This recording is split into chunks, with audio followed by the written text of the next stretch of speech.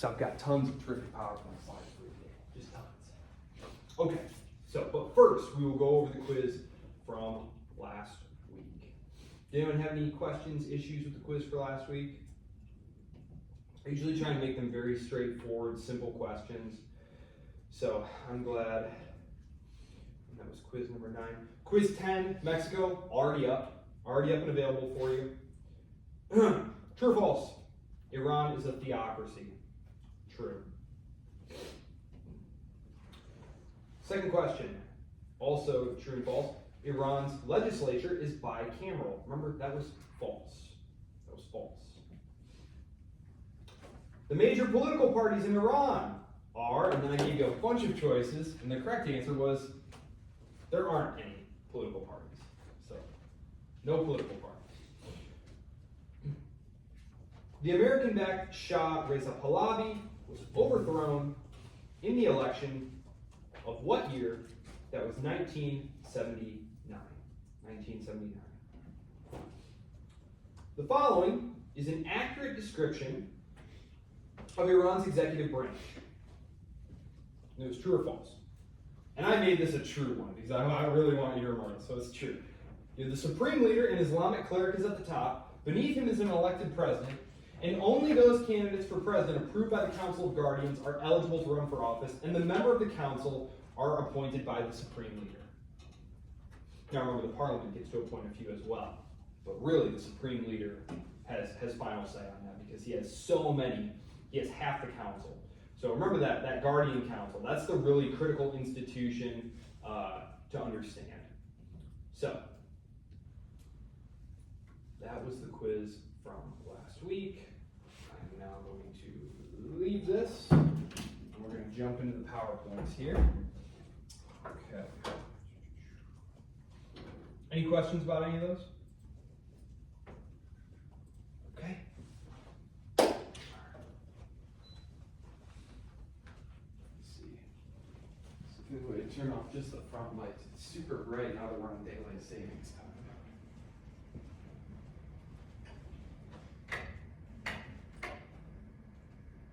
Is that going to bother anybody? Is that okay?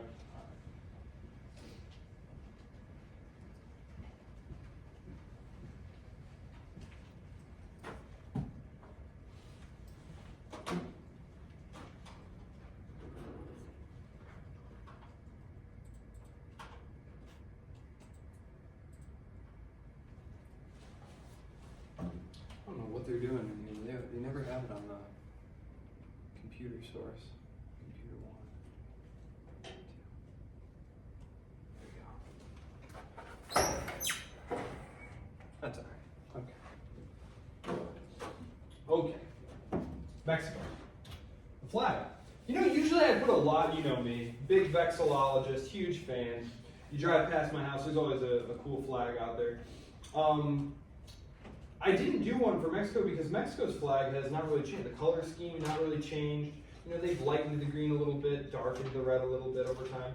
They've slightly modified the crest on there, but really going all the way back to the 1820s, 1830s, there's really been no changes to it. You know, other than like very small superficial changes. Some of the flags that we've seen, like if you think back to China, the move from the Qing banner to the early Republican flag to then the flag that's adopted by the Republic, and then the communist flag. Very, very, very different. This one not. This one is not. So this is the flag of Mexico here. Some famous sites. If you look through the first several pages, let's see, 362 to 364. Your author, Roskin, talks about some of the pre-Columbian, that means prior to the arrival of Christopher Columbus, who arrived in what year? 1492. 1492, okay. He arrives in 1492, but of course, for many centuries prior to that, there have been flourishing civilizations there. This is an example of the civilization of the Maya. Who essentially were living in the central part of Mexico there and near the Yucatan. They're sort of like a forerunner to the Aztecs, who Cortez is going to run into. Because of course Columbus himself never really penetrates into Central America. He's out on the islands there in the Caribbean.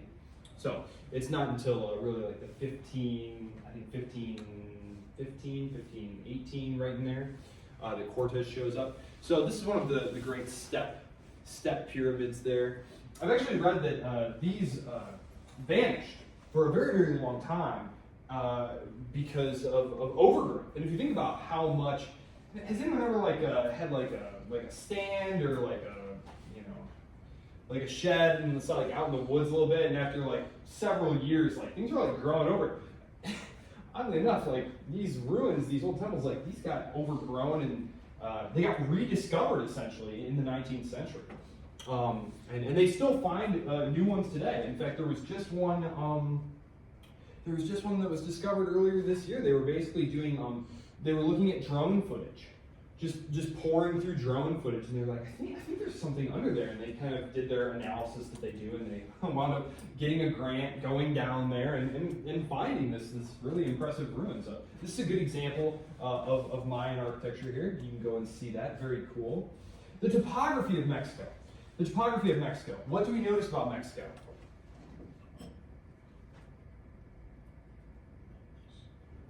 Mountainous. That's the first thing that I always look for when looking at a new state. And if a territory is mountainous, is it easy or difficult to bring under centralized authority? Difficult. It's difficult, right? What's the motto of West Virginia, that beautiful mountainous state? It's in Latin. It's like Montani Sempre Libre or something like that. It's always in Latin. But it means mountaineers are always free. Because if you're your boy and you got your army there, it's like, oh man, these guys are up in the mountains, like we're gonna have to go up there and find them and get them out of there, and they have the high ground. It's just gonna be the biggest pain, right? It's why Italy took so long to be unified. One of the reasons Italy took so long to be unified. It's one of the reasons that guerrilla warfare was developed in Spain. You look at the topography there. It's the reason those nobles were able to resist central authority. The same thing is going to be true in Mexico. It's going to be very, very difficult for anyone to unify Mexico. It's one of the reasons that a federal system was adopted. It's one of the reasons, though, that central control remains very weak today. In part because now you have these very, very well-armed drug cartels who, if you want to think of them as like sort of regional warlords who are trying to be subordinated by the central authority, well, they're in these like very mountainous, difficult to get to places, and they're very well-armed. So the topography of Mexico, very mountainous. We have the Sierra Madre Occidental and Oriental. That just means east and west. So like the Orient, that's where that comes from, like the Orient and the Occident. So very, very mountainous. Mexico City's like something like 8,000 feet up or something like that. If you read about the American War against Mexico in 1848-49, they talk about the difficult trek like to get up to Mexico City to occupy it. It's very, very interesting, very difficult. There's the Yucatan Peninsula there. Down here, not pictured, you have like Belize down here. Here is the Gulf of California. This is the Central Mexican Plateau right here, very nice. Okay. This right here, these are a couple shots of Mexico City. Mexico City, enormously large. Very, very populated. Over 1 million people, of course. Air pollution, terrible, right? It's just absolutely terrible, and the traffic is just insane. So, the topography of Mexico, very, very mountainous, very dry up here, very desert. If you've been out to like Arizona or New Mexico or Texas, you know what I'm talking about. But there you go. Obviously, down here, it's moved. You're in the tropics down here. You're moving into the tropics down here, so it's very rainforesty.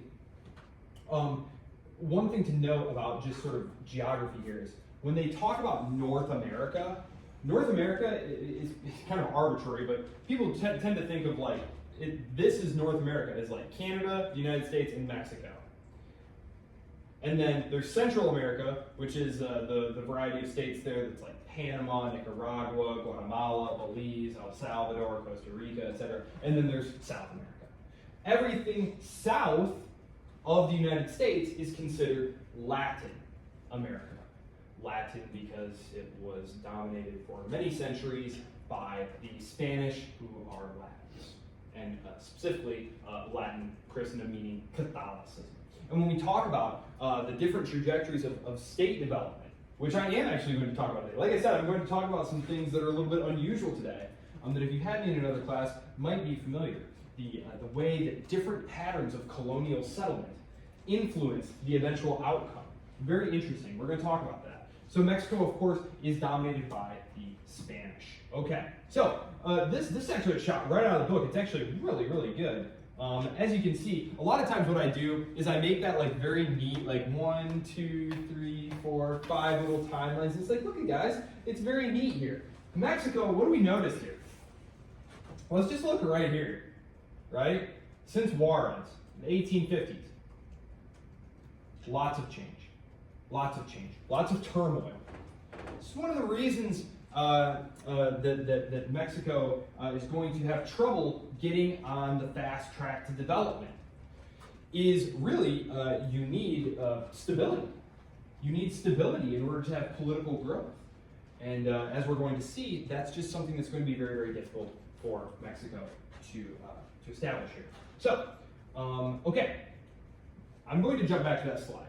Fear not, we shall be going back to that slide. But first, I just want to talk a little bit about what we see here. Okay, so first off, on this side here, yes, right here. Okay, so I'm looking at this one right here. These were the Spanish possessions. Now, if you look, you'll notice something very interesting here. What is this right here? What's missing? What country is this? What state? Sorry, what state is this?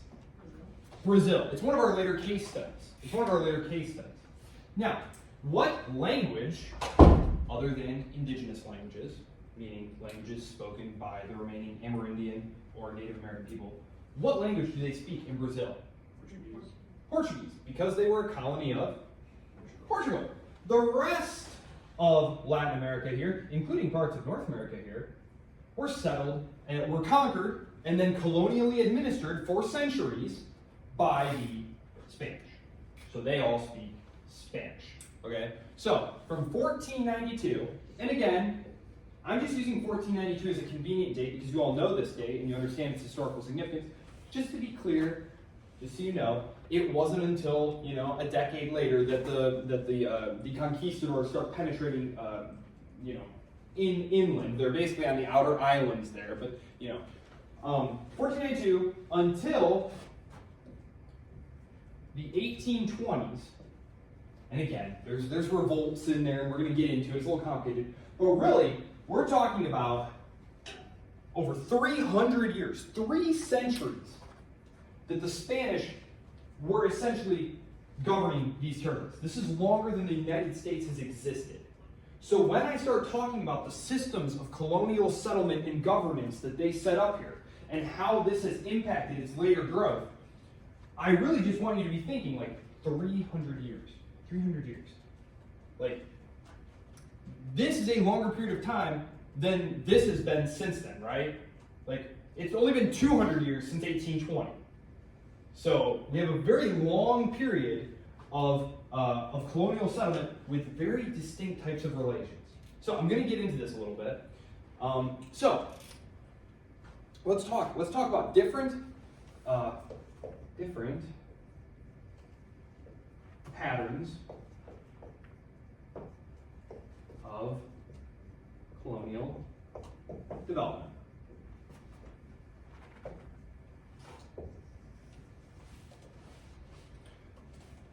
I already told you that the Spanish are administering these areas. Who is going to start setting up shop here? On the North American Atlantic Sea coast. Who's going to set up over there? The English.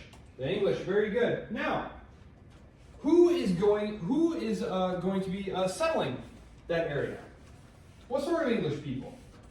Is the king sending out really loyal, great landowners to go proselytize the natives and set up large plantations? No, who is it? You all know this. It's the Puritans, right? It's the Puritans. It's the religious dissenters. It's these families of people who want to set up a place where they can practice their religion freely and set up these small farms and communities. So right away, In the case of the English, and I'm going to literally divide it into the English and the Spanish. Yes, there were French, but the French are going to be up here. Not good farming up there. Not good farming up there in the middle of icy tundra, Canada, very difficult dense. It's going to be mostly individual male fur trappers, essentially. Furs were extremely lucrative, and so it was a lot of just single guys going out trapping. They had fur trading companies. But the English are looking to set up small family farms.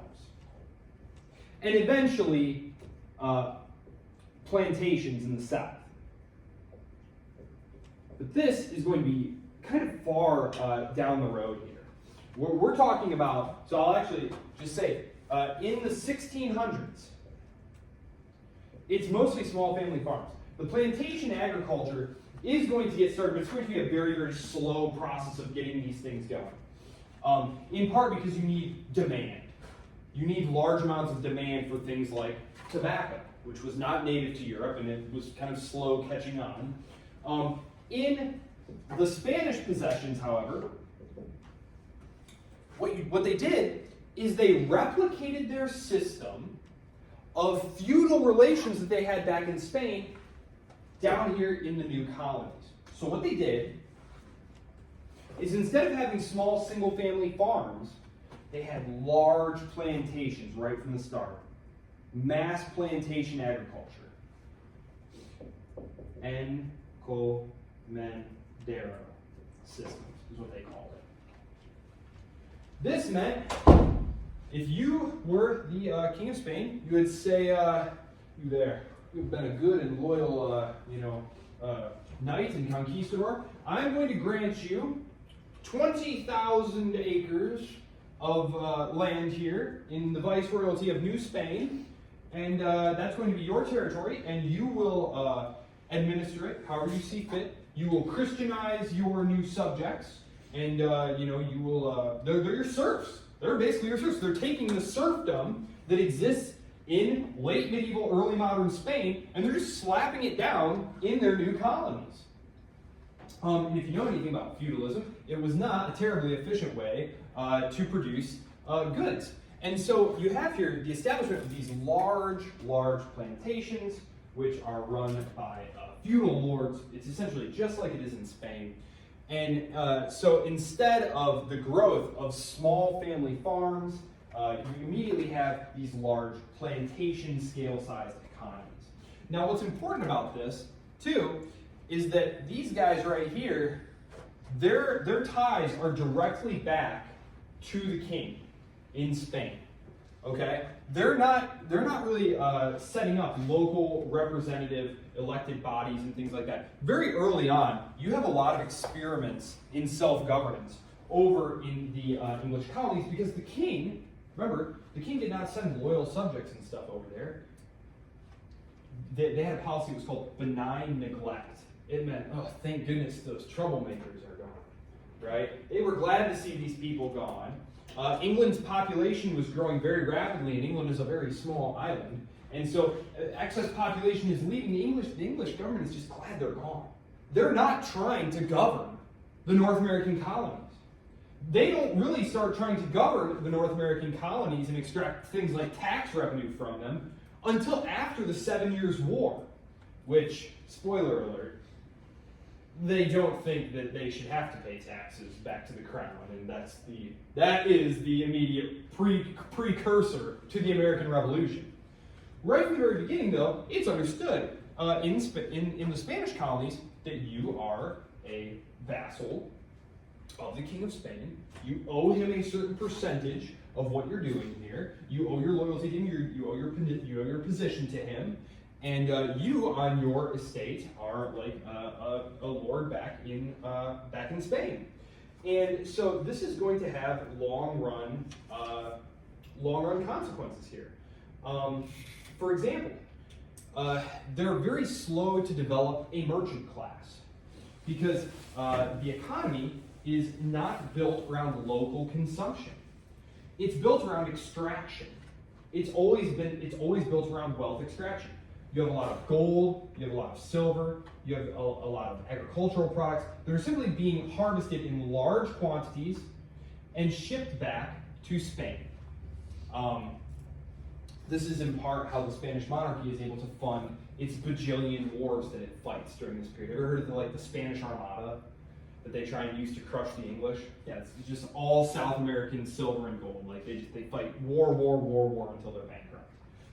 So that's what they're doing with all this gold and silver. In 1707, and there's a change of power here. So from 1492 to the early 1700s, 1700 to like 1714? I don't know what it says. It doesn't say. It's like 1714, I think it is. Anyway, there's what's called the War of the Spanish Succession. Basically what happens here is the Habsburgs, I think I've mentioned the Habsburgs. Have I not? The Habsburgs? I think I mentioned them in the Germany lecture. Well, they were a very powerful royal house, but they did a lot of inbreeding. And the thought there was to keep the lands together, right? So that you could concentrate power and land holdings within the family. Well, it also tends, as we now know, to produce some really incredible genetic abnormalities, and eventually it produced someone who was literally non-functioning mentally and physically, who was not capable of governing. He wasn't even capable of producing an heir. And so the Habsburg line in Spain dies out.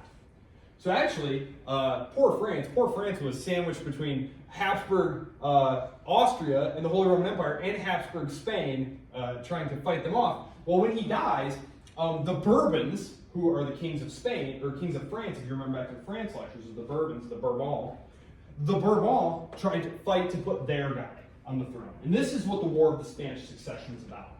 And Spain wins. This is one of Louis XIV's final wars. Remember the Sun King, the great centralizer? Yes, this was one of his many projects. They win, but it's kind of a half win for France, if you remember. They can never unite the crowns. But so you had the Habsburgs, for this part, Habsburgs. From this point on, you have the Bourbons, the Bourbon. And this was actually great for the governance of these territories. Because if you remember, during Louis XIV's lifetime, he and his advisors had been busy rationalizing and centralizing authority to better administer their territories. So this is when the intendancies get set up. This is when they divide up places like New Spain, which this was New Spain, into basically 12 territories with different regional governors who can all be accountable back to the crown. So again, it's really not based around local government. It's based around central authority. So one of the things here, though, is they are creating these new demarcated lines. They are creating these new demarcated lines, which if you are looking closely at it, you might be like, wait, isn't that a state? And isn't that a state? And isn't that a state too? Yes, these basically wind up being the dividing lines, because as part of their centralizing efforts here, they start using more and more of the local class to help them. And they're specifically using these dudes called Creoles. I brought this book if anyone is interested in taking a look at it. I'm going to erase this really quick. So I'm going to write out something about the classes here. And this is something that happened in both the English and the Spanish cases. So it's very interesting here. I'm going to use the Spanish words for this, but you'll understand that this happened in the British case too. You had a hierarchy. At the top were what were called peninsulares. These were people who had come from the mother country, from the metropole. Whether it was London or Madrid, they came across the ocean to help supervise and manage. These were your royal governors, your tax collectors. They were coming from the metropole, and they tended to look down on everyone else. This especially bothered one specific class. They were called the Criollo or Creole. These were the people who could trace their ancestry back to people who had come from England or from Spain, who had acquired land in the new country, who had set up a farm, set up a business, and generations had passed, right? So they were born of parents, they were so peninsulary parents. They had come to the country in, let's say, 1600 or something. And many generations had passed, and you have this class of people who ethnically are European. They are the exact same. Like if you took a blood sample of this dude and this dude, they're the exact same.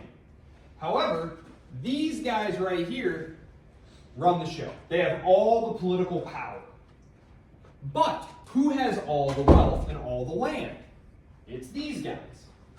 So if you want to think of it, I know you're all more familiar with the American example. So a peninsulari would be someone like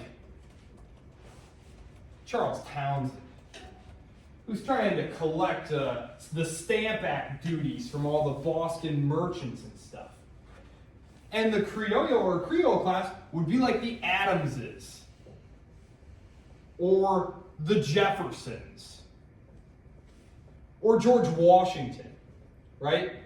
It's the people with all the land and all the wealth, and they're saying, hold on a second. Why aren't we getting to make the political decisions? Or at least, why aren't we being consulted? Because they're basically being run by these guys, these royal governors and tax collectors, who are being sent from the metropole. And so what this book argues is that ideology is not important. That if you look at the various ideologies that were espoused by people like Simon Bolivar, who's going to be the father down here of revolution in New Granada, someone like Alexander Hamilton, someone like Alemán in Mexico, says, look, they all pointed to different ideologies, but they all came to the same conclusion. And that's because the ideology didn't matter. They were motivated by their class position, by their position in society. That they were dominating these societies of, you had mestizo, and you had like the slave population, which was both indigenous in part, although the indigenous population tended to be very fragile, by which I mean disease. It wasn't that they were, like less strong or stature-wise or anything like that. It was that when the Europeans arrive, they're bringing with them things like smallpox. And they don't have like a germ theory or an idea. Like this is at a time where if you're sick, the doctor might like put leeches on you, right? Or say like, well, it's too bad you've been possessed by a demon or something like that. Someone's put a spell on you or something. Like this is they have no theory of what's going on here. And they bring over these diseases like smallpox. And I've read different estimates like, killed 90% of the population. Just wiped them out. That's one of the reasons that Cortez is able to subdue the Aztec population. He has, yes, he has horses, yes, he has guns, but you have to think, what kind of guns are these, right? These aren't machine guns. He's not got like some belt-fed M60, right? He's got like 12 dudes with him with like ramrod smoothbore muskets. These guns are useless, basically. They're scary. From everything I've read, the thing about them was that they were scary because they'd like flash and boom and explode and it seemed just kind of wicked scary. And then horses too. Horses were like very dominating and very scary. And they weren't native. So the other thing was the steel weapons. Like have you ever who's played around with like metals, like different metals and stuff? Like some metals are hard and some are soft. Like gold, for example, gold's like a very soft metal. So if you hit a rod of gold, like if you had a rod of gold and a rod of steel, and you whack the rod of gold with it, the steel would just crush that thing, right? Like it would bend that thing right in half. So imagine if your weapon is made of bronze, and you start swinging your sword at someone who's wearing steel armor, right? What's gonna happen to your sword? It's gonna break, right? So there are a lot of military advantages. That's all true, but really the thing that's devastating is disease. So that's happening. So the indigenous population is virtually wiped out. So a lot of the slave population is, of course, imported from Africa. And so this is the basic racial hierarchy down here. However, interestingly, the racial hierarchy winds up being less stark because if you go back to what I was saying earlier about the people who were settling North America, it was small family farms, it was men and women and their families and things like that. Most of the people who were coming over to the Caribbean and to South America and to Central America were single men. They didn't have any women with them. So they tended to marry into the local population. Yeah. This is like a little bit off topic, but have Please, go you for heard people that have said that like smallpox was the first like biochemical warfare? Yeah. I've read some scholars who say that like the Europeans eventually did come to understand that like, hey, there's something weird's going on here, and I've read that like they deliberately like later gave blankets that like a sick dude had been like using, and so then they give them, like in North America, for example, they would then give them to them as like a form of, like you said, biological warfare. Again, they didn't have like a strong idea of like theoretically what was going on, but they had connected the dots that like we can survive this sickness, most of us can anyway, but they cannot. You know, this blanket this dude had, they had some idea of that eventually. So yeah, absolutely. And there are some interesting studies now that suggest that the population of the North American continent was several times larger than what they had originally guessed that it was, and that basically what happened is smallpox gets introduced down here, and because of like some of the not Plains Indians, not Plains Amerindians, but some of the other tribes down here, like the Comanches and stuff. Basically, that it somehow wound up here, and that by the time the American settlers are moving west, that these populations have already been decimated by disease centuries prior. So it's hard to, there's a whole subfield of history that goes into like DNA evidence and looking at remains and different things. So there's a lot of guesswork going on, but to me, that seems to make reasonable sense. If you look at the territory that the English white settlers move into, this is the most prime farmland, prime country anywhere in the world. I mean, it's the most fertile farmland. It's got plentiful foodstuffs and water. It's just hard to imagine that several millennia of people living there didn't produce very large numbers of people at some point. So, but it's hard to know because they also haven't found a lot of archaeological remains of large-scale settlements, and well, wouldn't it make sense that they had large cities? So it's guesswork. It's not, my specialty is like 19th century history. So I've read about these things. Don't know enough to be able to say one way or the other. Take a strong opinion there, but so yes, that's going to, the racial hierarchy though, like I was talking about, the racial hierarchy in the United States becomes much firmer because you have whole nuclear families. Whereas in Latin America, a lot of times you have a very, very large population of what they call mestizos. Mestizos meant it was like a European guy who then went and married either a black person or a Native American person or any number of those people. And so they had this whole class of mestizos, and so this was kind of what the racial hierarchy looked like in and I'll make it like a pyramid just to kind of give you an idea of like what it looks like approximately here. Because of course this was the very small amount. And this is what lasts really until the French Revolution in 1789. Like so much of world history, this whole arrangement is going to be seriously destabilized by the French Revolution. Because what's going to happen is the British Navy is going to take control of the high seas. They're going to interdict and interrupt all other shipping. And so you're going to have this period here of about 10 years where if you are a large landowner here in the Spanish territories, there is no king of Spain. It's just some random French dude's brother who's on the throne. Because Napoleon decides to give the throne of France to his brother.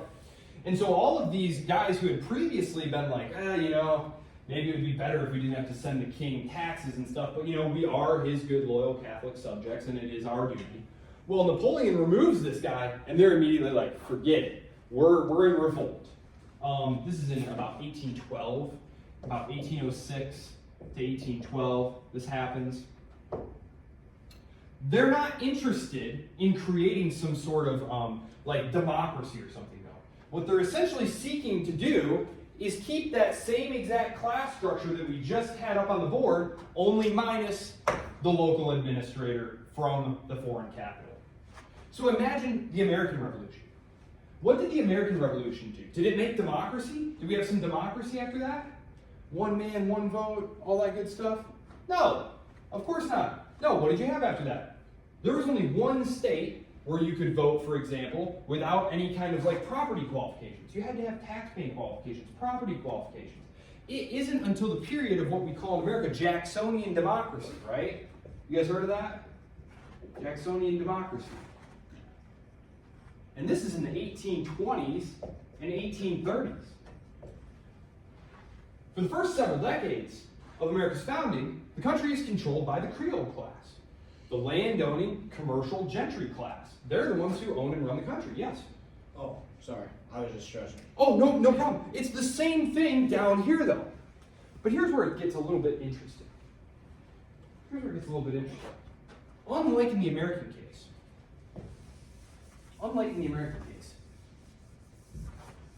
those notables, those local notables, let's call them local notables.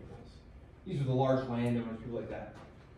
They are not able to form a government, a stable government. They immediately break into factions, warring factions frequently. And this is why when we look here, right here, Empire, 1823, this is when they finally, so what happens here is 1821, 1823, basically, it's a gradual process here of gaining their independence.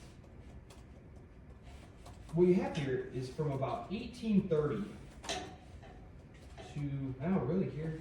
Yeah, okay, yeah. So from the 1820s to really, gosh, I would say, really till the 1870s, honestly. So these first critical years, these first critical decades of independence, what you have is constant backbiting and civil war going on. A lot of you are probably familiar with the name of this guy, Santa Anna, right here. Santa Anna. He's the guy who takes the Alamo. Forever lives in infamy in the American historical record. Well, he's just a guy who is very typical of his time. He's a political opportunist. He's one of these guys, they have it right here on page 366, called a caudillo. Caudillo. And I'm going to pull the map back up here for a second, because caudillo just means guy with a bunch of armed men with him, right? He's a military chieftain.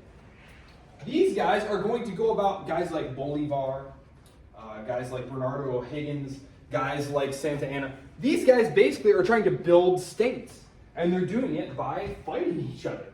And you'll have two basic factions that you'll see them divided into. You'll have liberals v. conservatives.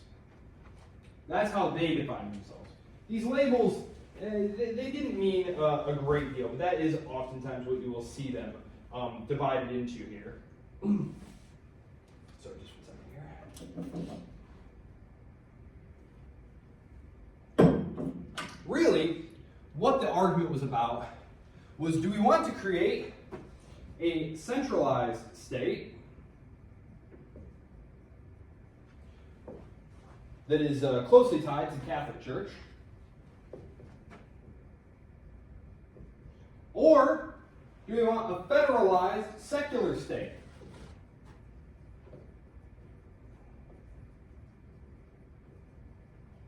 We've studied a lot of unitary states, like France. We've studied some federal states, like Germany. Just taking a guess, let's go back to let's look. Mexico, very large, very difficult terrain. Which system do you think this country naturally lends itself to? I'm not saying geography is destiny. but it certainly is a determining factor. What do you think? It's big. It's got difficult terrain. Federal. Because it's going to be hard for one authority to subdue the entire area. It's just going to be way too hard to do that. And Mexico will wind up being a federal state ultimately. Lots of political instability. All these back and forths here. Santa Anna, for example, is going to be a liberal. Then when he feels like the political winds are turning, he's going to become a conservative. And then when he feels like the political winds are turning again, he'll jump back to the liberal side. And when I say that, like, he jumped from this side to this side, you have to think like these are guys with guns, right? Like there's a high degree of violence that's taking place. It's not like Mike Johnson woke up and was like, I feel like being a Democrat today, and so he went and sat with the Democrats. And then he was like, ooh, poll numbers are going down. I think I'm gonna sit over here. It was like guns. You know what I mean? It was that kind of fighting. Also, complicating the situation is as the Mexican elites are fighting each other, it's the elites, it's not the peasantry. The peasantry are poor. The peasantry are poor and basically left out of all of this. There's a state above them that is expanding west because we're in the 1820s to 1870s here. In 1847, 1848, boom, who's coming across the plains here? Who's coming across? It's the Americans. It's the Americans. And I'm going to share with you one of my absolute favorite quotes here. Where is it? I knew I put it on here. Oh, come on. Where are you? Here it is.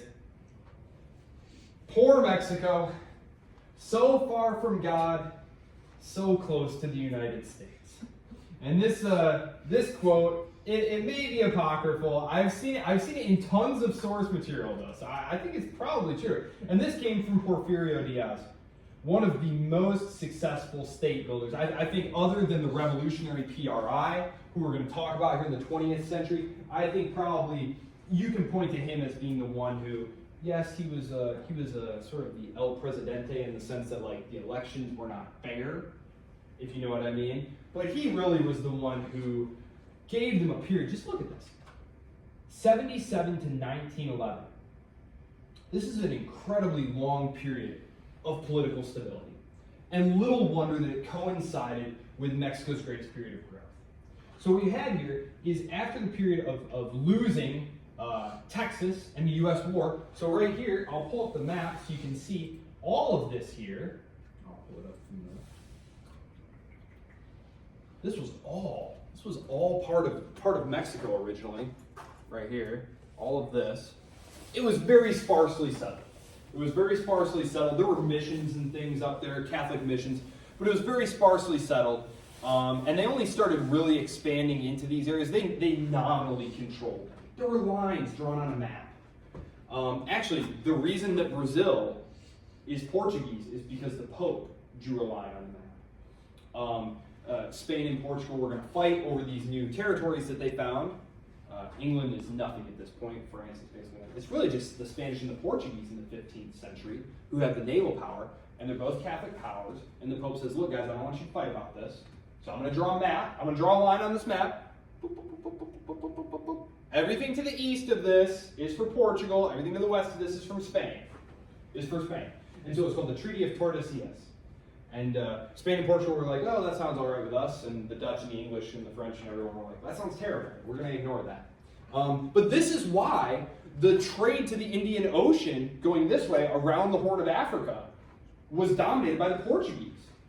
And why Spain dominated this area. So that's why that happened. So talking about random lines on a map.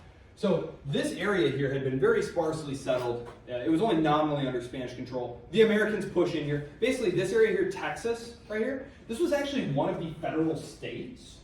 And Santa Anna, during his period of rule, had told Americans, here you go, right here, in the 1830s, he had told, in the 1820s and 1830s, they had told Texans, yeah, come on, Americans, you can move into Texas, sure. Come on in. Well, the Texans started coming in very large numbers, and it freaked the Mexican government out.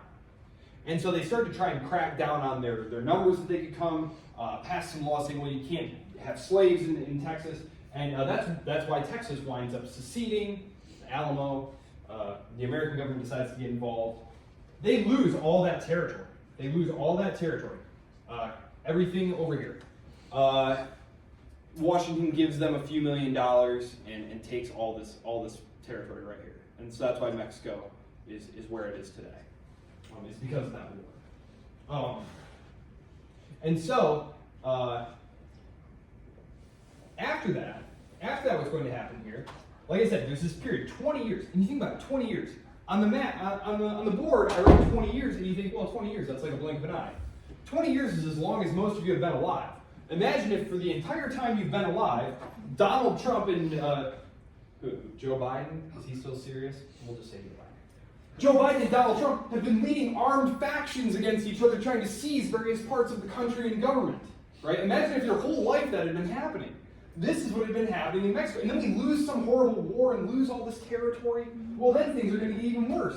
Because then the American Civil War breaks out, and the French come in and decide that they're going to give Mexico an emperor. The brother of the Austrian emperor doesn't have a job right now. Let's just make him emperor of Mexico. And so the Mexicans basically become subordinated to the French during the American Civil War. So it's really terrible. And that's the period of Juarez's rule.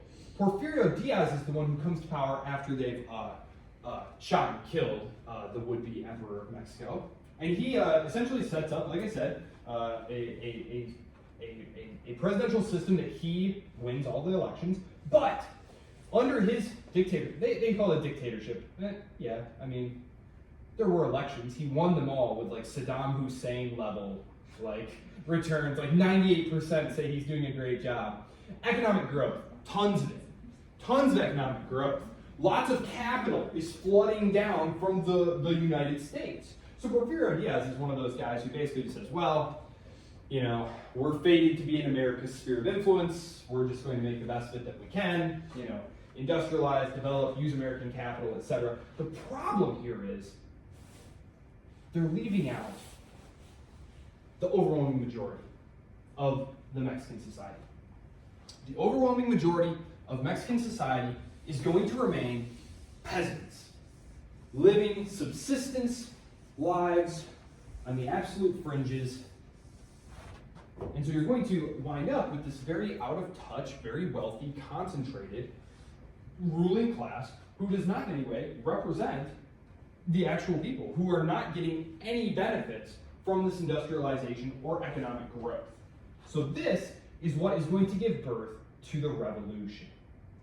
This is a revolution that is exceedingly difficult to talk about. And it's on page 367. I think he does an okay job just kind of giving you like a bare bones description of what happens here. Because it's not like the Russian Civil War where it's like you had the Reds and the Whites, and it's like, okay, well, these were czarist dudes who wanted to put the czar back in power, and these were commies who wanted to be communists. And it's like, well, that's simple enough. The Mexican Civil War is exceedingly complicated, and it's full of characters moving in and out of play as they get killed. Civil War is dangerous. So let's talk about the Civil War. The reason the revolution happens, as I said, is that Mexican society was exceedingly poor. They were not seeing any of the benefits of the economic growth that was happening. And so unsurprising here, one thing that I do find interesting here is that this happens in 1910. 1910. And we talked when we were talking about Great Britain and France and Germany, about how all of these countries were experiencing the same kinds of problems in the 1970s: stagflation, the high inflation, the low economic growth, and that they all came up with the same sets of policies which produced the same types of political movements across all these different countries. Well, I find it very interesting that in 1910, you have Mexico, peasant revolution. You have China, revolution. You remember the Chinese revolution. You also have the Turkish revolution. So you have all three of these revolutions occurring. And Iran. And Iran. I forgot about Iran. And Iran. So you have all four of these countries essentially, right around 1910, not exactly 1910, it's like 1909, 1911, but like right around 1910, all four of these very large countries who have seen rapid amounts of economic growth that are going straight to the top, really. And you have these disgruntled classes, and they all revolt right around the same time. It's just very curious how revolutions tend to happen in waves. Very curious. So, but anyway, the trigger for the revolution is a bunch of protests that happen after Porfirio Diaz claims to have won yet another spectacular election. Well, one of his political rivals, who had been part of the patronage network there, essentially says, the election was illegitimate. I'm not going to recognize its results. He was actually hanging out in Texas. There's like a whole backstory to all of this about what was Washington's role in trying to basically get rid of Porfirio Diaz because he was holding up Mexico's progress, and this other guy would be better, and America was gonna help Mexico get a better leader in this way. But I won't go into that. Barb Tuchman, who I've mentioned before, wrote a really good book about it. So if you're interested in that. So in 1906, the group that initially starts the revolution, Mexican Regeneration. They basically wanted one-term presidencies, which is something that eventually happened, civil rights, public education, no public education, land reform, the redistribution of land. Like I said, there's just these handful of large landowners, this vestigial hangover from the colonial period. There had never been a period of like large-scale smallholding, like there had been in the American example. They wanted improved working conditions. They wanted an end to the power of the Catholic Church. I mentioned that in the case of India, in the northwest of the country, where there's a high degree of Muslims, and around the border with Pakistan, there's a lot of madrasas, religious schools. Well, I maybe wasn't quite clear about this, but the reason that there was so much anti-clericalism, is what they called it, is because Catholic education was kind of similar.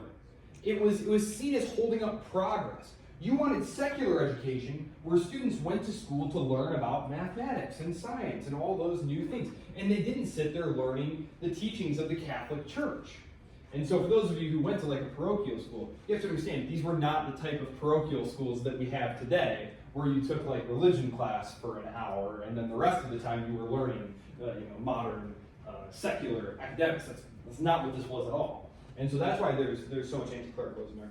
Also, if you go back to the French Revolution example, they had a lot of land, right? And so you have all these peasants with no land and no money. Well, the Catholic Church has all these lands, all this money. So, obvious place to expropriate and to redistribute in their minds. So, presidential candidate Madero, from a wealthy family that owned literally like a bunch of northern Mexico. Like I said, like when I say that it was dominated by like a handful of really large landowners, I mean like imagine Sonora state of Mexico like just being owned by like one family. He basically says, I'm not going to recognize this election, proclaims it illegal, urges the Mexicans to revolt, and using his tons of money basically puts together a private army, because that's what you do if you're going to contest an election there. Porfirio Diaz resigns. He leaves for France. He's an old man. He's a very old man. Like I said, he took power in 1877. It's 1911. He's a very old man. He has no interest in battling it out. Congress proclaims Madero the new president because they had a Congress. It was kind of a puppet Congress. But the problem, though, is that Huerta, one of the generals, is encouraged by the United States that maybe he would be a better leader. And so basically, he decides to have Madero arrested and shot and make himself president. And now you're kind of getting an idea of where this is going, is now we're going to revolution. Had Madero just been allowed to take the presidency, it's interesting to speculate, what would have happened there. Would there have been the opportunity to set up constitutional limited government? It's hard to say. It's hard to know, and it's also hard, frankly, even as a counterfactual, to see a Republican government, a constitutional Republican government, establishing itself in Mexico, even if a leader had been interested in doing that. Because Roskin has mentioned this many times. And everyone going all the way back to like Aristotle has talked about this. what does a Republican government need to survive? What does it need? It needs a large middle class. It needs a large amount of small holding, what we call middle class, like a bunch of independent farmers and shopkeepers who don't want or need a powerful government. And so you look at Mexican society at the time, and even though you had a new president, Madero, nothing else about Mexican society had changed. You had this massive peasant underclass, right? All peasants, right? All peasants, super poor, and it's like 98% of the society, right? You had virtually no middle class at all. You have like a very tiny little minuscule bourgeoisie here, minuscule commercial class. Minuscule commercial class. And then you have an even smaller group at the very top here who own virtually all of Mexico. I mean, we're talking like a few dozen families. So, and I just don't think that even if Madero had been allowed to rule, I don't know that could have happened, because he would have had to, engage in redistribution and sort of fight these entrenched groups, and he probably got assassinated. So, So this winds up producing a very unstable situation in which multiple armies are contesting each other. So you have 4 armies battling for control of the country. The 2 in the middle were what we might call the moderates, Carranza and Obregon. The ones in the north and the south are the ones who, if you've heard any names from this revolution, you'll probably recognize. And this was Emiliano Zapata and Pancho Villa. Pancho Villa is the one who's like raiding near the southern United States, and they send General Pershing down there to like go chase him and fight him. So you have this 4-sided civil war here going on. Zapata gets killed in 1919, Carranza in 1920, Villa in 1923, and finally Obregon in 1928. They do, in the midst of all this tremendous amounts of violence and killing, manage to produce a constitution. It has a 6-year term for the president, and more importantly, as the 1920s go on, what they're able to do here is establish a political organization. One of the reasons that Mexico was so slow in developing is because you never had the laying down of effective institutions. Now, we tend to think of institutions as being like a building, like the institution of Congress or something like that. But really, what an institution is, in a political sense, is a set of stable, predictable relationships, right? There's nothing automatic about these things, right?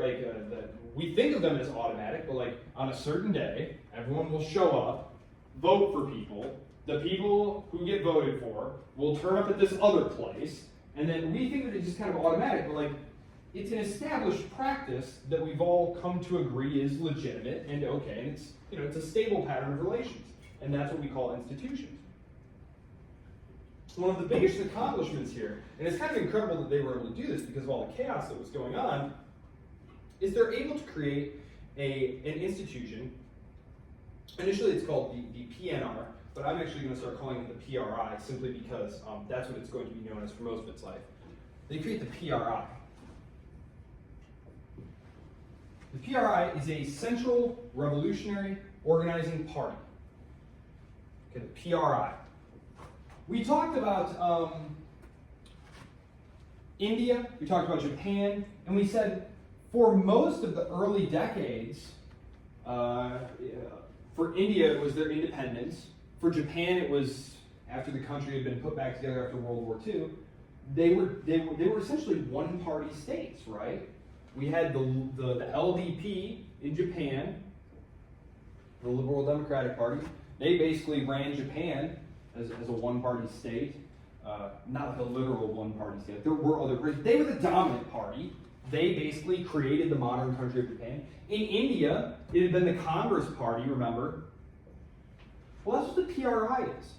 That's what the PRI is. And so while there are a lot of things you can criticize the PRI for example, they were very socialist. They wanted state ownership of the economy. They wanted very heavy state direction of major industry, of the economy, and then state ownership of major industries like the oil industry. They are able to provide a stable institutional framework to build modern Mexico.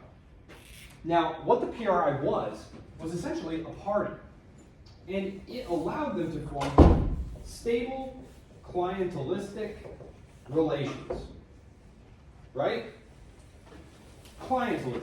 We're all familiar with this. It means that if I am in a position up here near the top of the state, I have control over resources. And if you are willing to serve as a governor of this province, I'm going to share those spoils with you.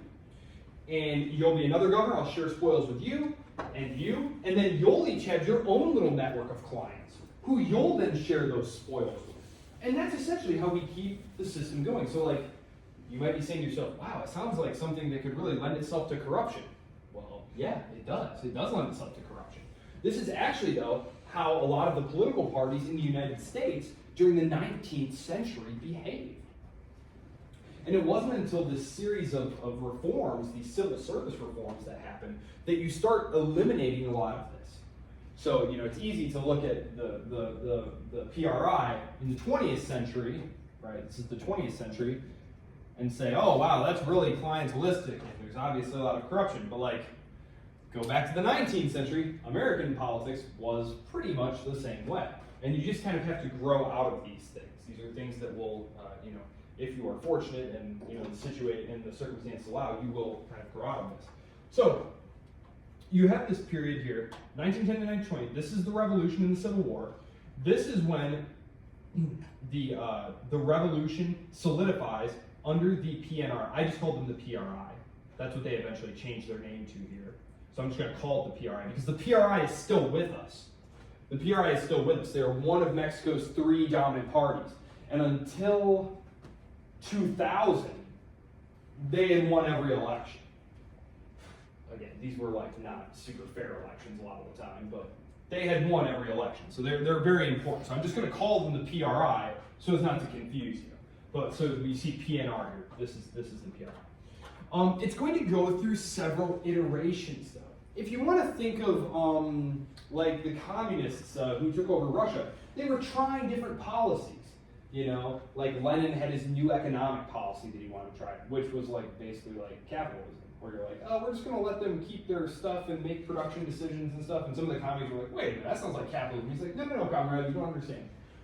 It just is better this way. Well, this is what's going to happen here. They're going to be trying all sorts of different policies. In the 1930s, Cardenas, he takes them on a leftward turn. Says, look, we need to socialize the economy. We need to have the government take control and make decisions. Starting in the 1940s, though, you have it starting to veer the other way because, of course, Mexico is staying poor and broke. And why isn't the progress happening? Well, it's because we don't have the correct incentives for a market economy to grow.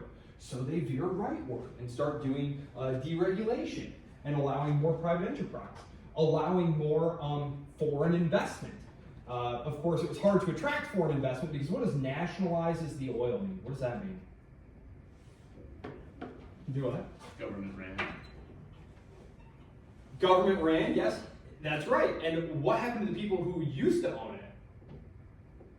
Because someone owned the oil, right? Someone had bought the oil, set up the oil company. Well, basically, it means it's just like when we talked about Iran.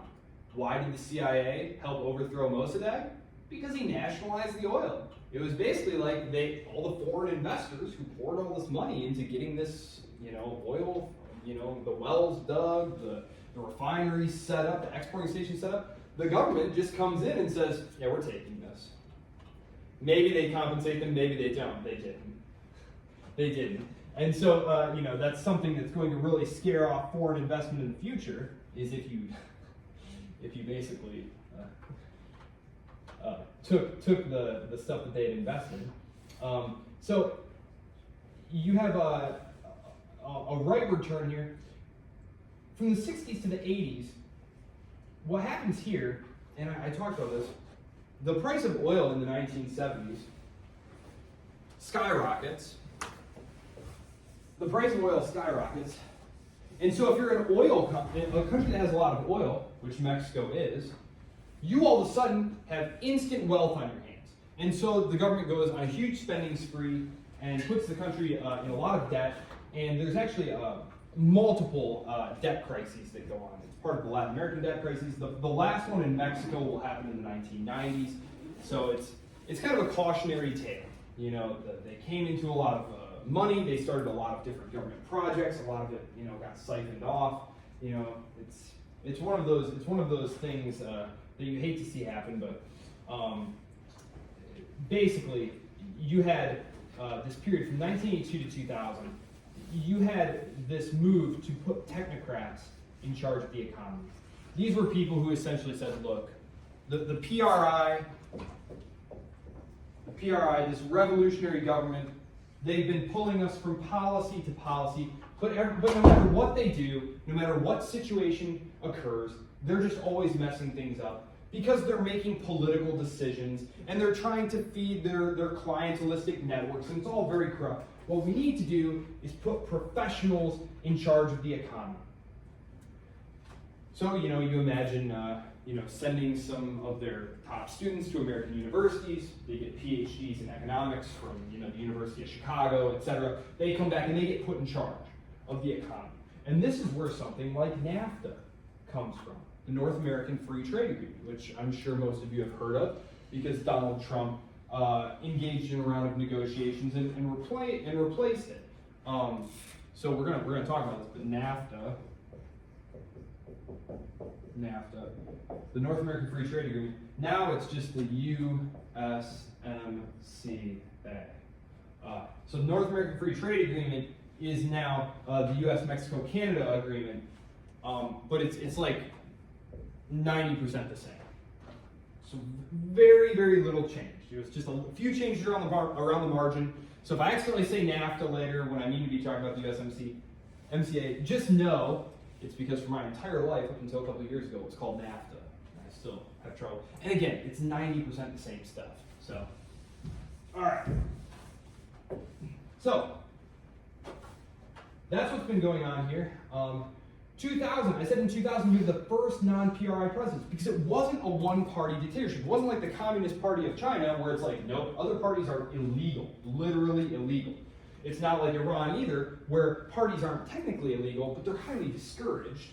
No, there were competitive elections. The problem was that the PRI controlled pretty much all the levers of power, and they controlled all the levels of patronage.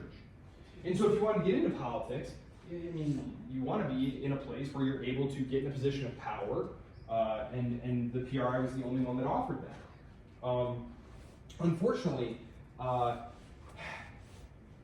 I mean, really, the big thing that's happened since then is the violent crime. It's really the biggest thing that's a problem for Mexico, is because at the same time that they had all of these great things happen, Mexico's economic growth since since like 1994 was the last big currency crisis. Since that time, Mexico's economy, since NAFTA, it's just been phenomenally growing. The real problem is that the war on drugs turned very, very militant and very, very violent. Felipe Calderon was the president who started this. George W. Bush was essentially telling him, you need to get tough with these cartels, you need to get tough with these drug dealers and stuff, and with these cartels. And he called out the military on them because, as we're going to see when we talk about corruption, the police were basically useless. Most of the police were getting paid, so they're just turning the other way. And so, and the police are run by the federal levels. And so the president himself, who's looking out at this, like he has no other option, he's feeling a lot of pressure to do something about the drug situation. He calls out the military, like the actual army, to like go to war with these cartels. And so the cartels said, we give up, we'll obviously just become law-abiding citizens now. No. They bought some automatic rifles themselves and some body armor and recruited some more dudes, and they went to war with the government. And as we're going to see, there are large areas of Mexico that the federal government doesn't control, and the homicide rate is just crazy. The militarization of the war on drugs, it's such a tragedy because it was a policy choice. There was no deterministic path that said you have to do this thing. It was a policy choice. Could have been different. It was a terrible mistake, and I struggle to see a way forward now. Because of course, the United States had a problem like this. Who remembers, or who remembers, who learned about prohibition? Prohibition, right? Too much drinking going on in America. We're going to make it illegal. So the government makes it illegal. Americans quit drinking, right? No. What happened to the price? Black market, right? The price people pay goes up. And so who started supplying it? Your nice local person? No, gangs. This is where Al Capone comes from. Organized crime. Violent shootouts in the streets of Chicago and stuff like that. So it's not like we didn't realize what might happen. And how did we solve this problem? The United States. We reversed course and made alcohol legal again. That's how we ended that horrible period of organized crime. And for some reason, they just decided to do the opposite thing here. And now, I mean, I was watching a documentary recently. Some of these cartels, like the Sinaloa cartel, they've got straight up Humvees with 50 cows mounted on top. Their boys are straight up, look like some dudes out of JSOC or something. You know what I mean? And it's oh my gosh, this is not what I thought you were going to show me when you said that the cartels have, armed up. They look like an army. Not cool. So, yeah, when you hear about, we're going to send the Marines into northern Mexico and stuff, just realize, these are the types of people who they're going to run into.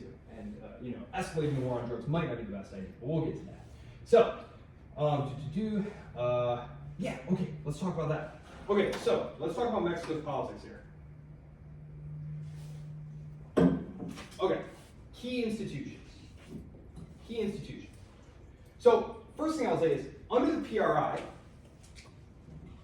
you essentially had a corporatist state.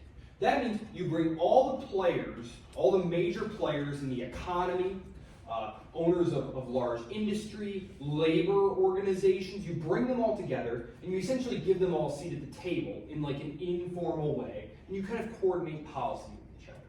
And you count on these major players to make sure that their membership, let's say you run a large union, when you and I come to an agreement about what we're going to do here, it's up to you then to turn on and make sure that your guys do what we need them to do. Corporatism. And of course you would do it because I would pay you large amounts of money, and then you would turn around and spend some of that money to them. Politics. Politics is not really about force. Power. Political power is really, if you try to use force, a lot of times it's just not going to work. You really need consent. You need a sense of legitimacy. You need political institutions that people are going to be willing to engage with willingly. And so the institutionalization of these types of relationships in Mexico, it's been a problem, but they were able to establish some political institutions, and we're going to talk about them now. It's a presidential system. It is a presidential system.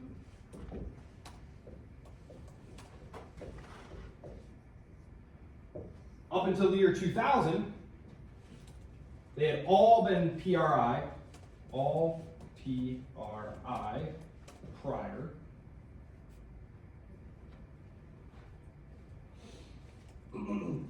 It's one 6-year term.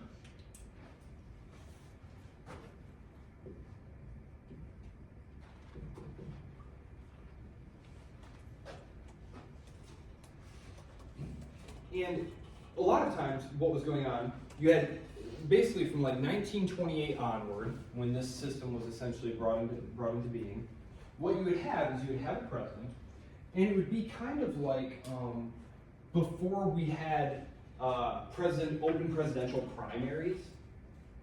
Because now, if you want to be the candidate for the Democrats, you register as a Democrat, and then you put your name on the ballot, and you have to, there's a process, but theoretically, any Democrat can get in there, and you can say, hey, people, you should vote for me to be the candidate, and then everyone goes and votes, and then we have a candidate, right, and then they can do the other candidates.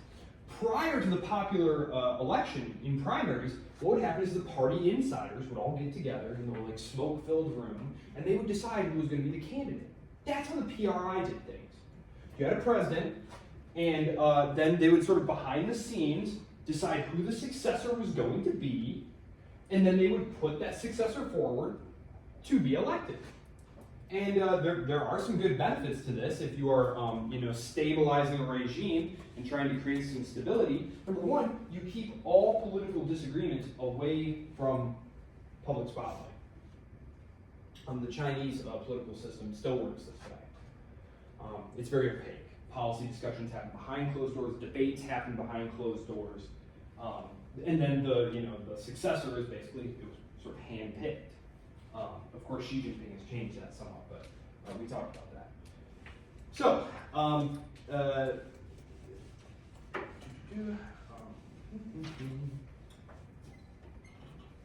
the legislature.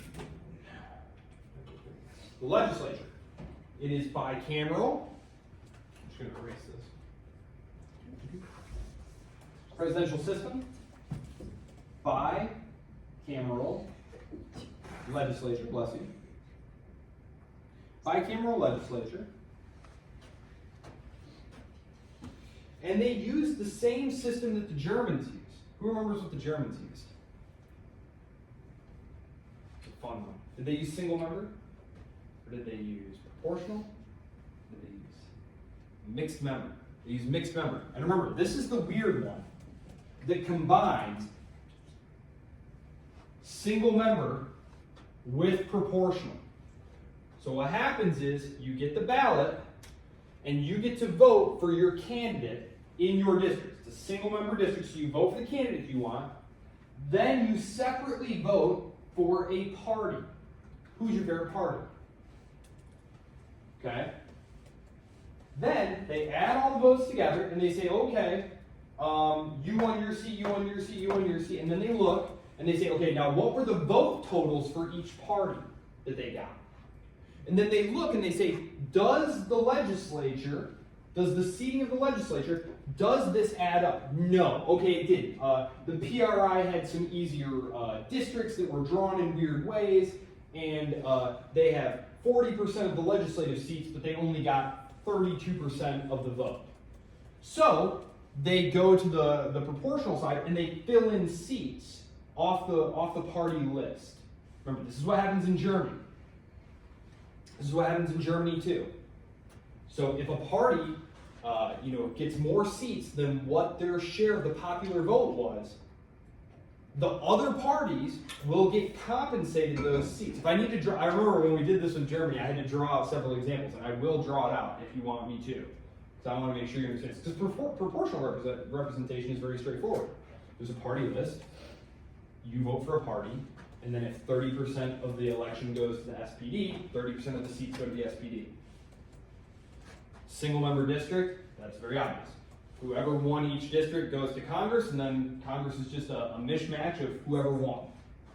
Mixed member is trying to combine the benefits of you getting to choose your member for your district, but it's also recognizing that, look, gerrymandering is, and gerrymandering means like drawing lines to get yourselves favorable districts. It's saying, look, we know that that's going to happen, and in the interest of fairness, we want to make sure that parties that did really well but didn't win a lot of seats because of the way the lines were drawn, or maybe that some of their candidates weren't the best campaigners, but people seem to really like their party and what they stand for. They want to make sure that they get those representatives in the chamber.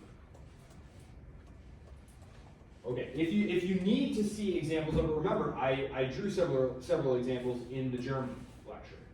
So mixed member. It's a really cool system.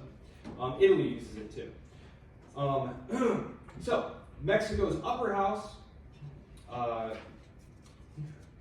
So you have the lower house, which is elected like that. The upper house, which is the Senate, and actually I have these right here so that you can see what's going on here. We'll go to this in a few minutes. But this is the Senate right here. This is the lower house, the Chamber of Deputies. So I'll bring it back in a second. And as you can see here, we have these different colors because, just like always, you have the parties that won, and then you have the alliances, right? We saw this with France too, because remember, France was a multi-party system. So there were all those different colors there on one side. But then we saw that, actually when it comes time to vote, they all are basically right, center, or left. Same thing's happening here. 3 coalitions. So,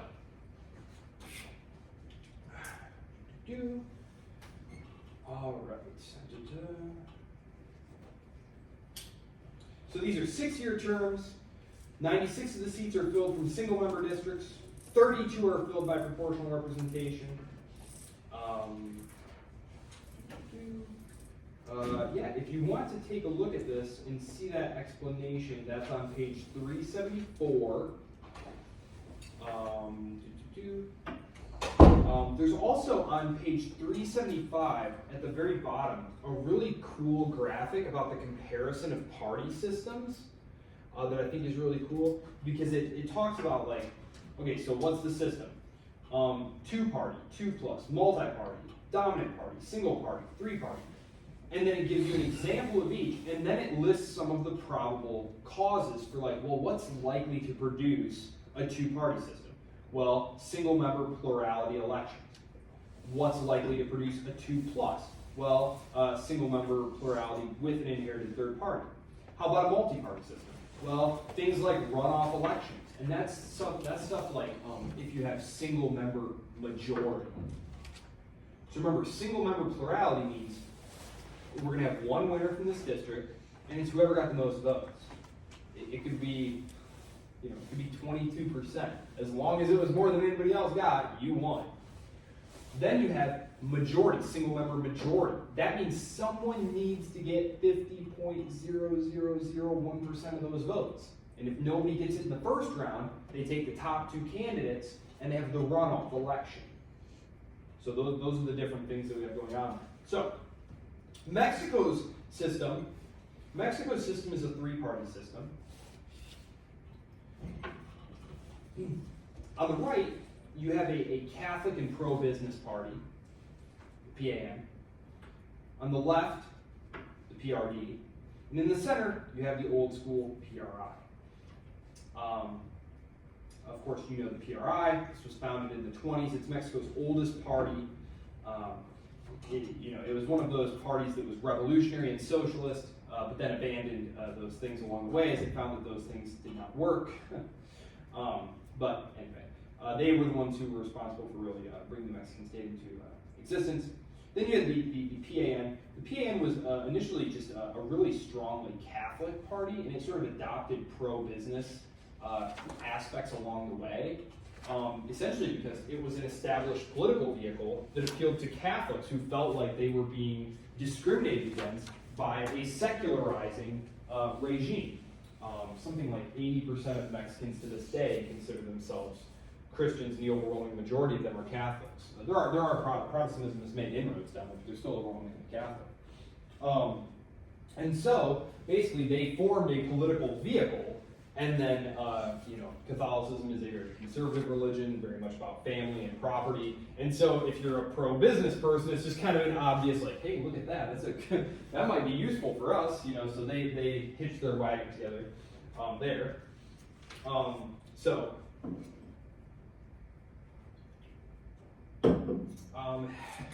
And then you have the leftists. This was AMLO. Are you guys familiar with the guy who just left office? AMLO is what they called him. Here it is. So we've got, let's see, the parties. I'll write them up here like this. We have the PAN, the PRI. And again, the PRI is, I'm putting them in the center, mostly because they're an establishment party who's interested in defending the patronage networks that exist. And then there's the PRD, which is the leftists, who they've been really ascendant. They're probably the most anti-American in terms of their rhetoric, which can be useful. But so Lopez Obrador, AMLO, former mayor of Mexico City, he was actually president up until recently, and then Sheinbaum is the name of the woman who's president now, as of last year. The system itself, so the political system, we have a presidential system, bicameral legislature, mixed member, 3 parties, And the system itself, as we said, is federal. Federal, not unitary.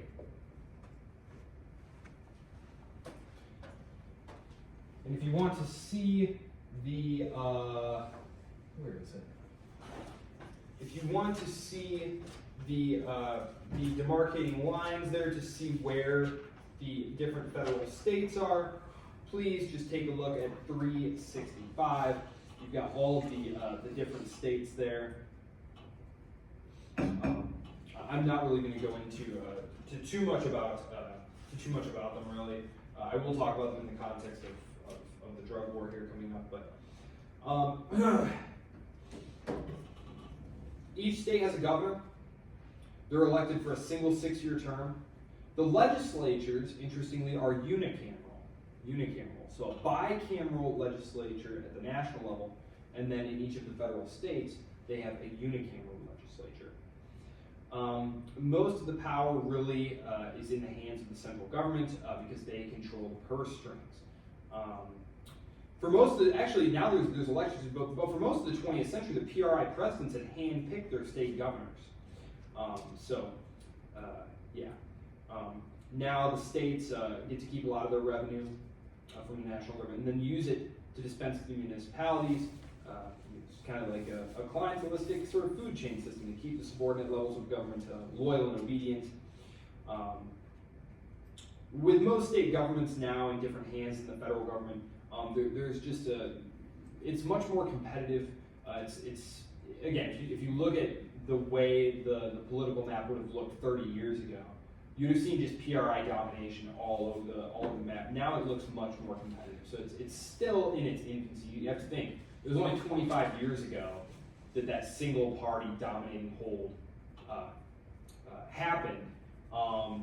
But Mexico has now, Samuel Huntington, the American political scientist, believed that the sign that a democracy, a true, open, competitive, real democracy, procedural democracy, has taken hold is when you see a transfer of power 2 times.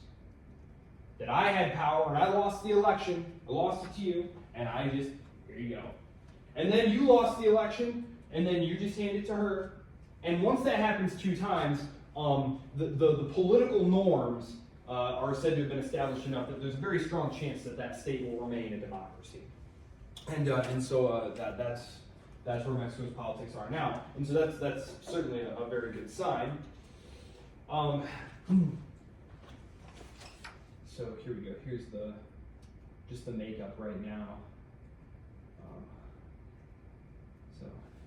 The left is very ascendant right now in Mexican politics.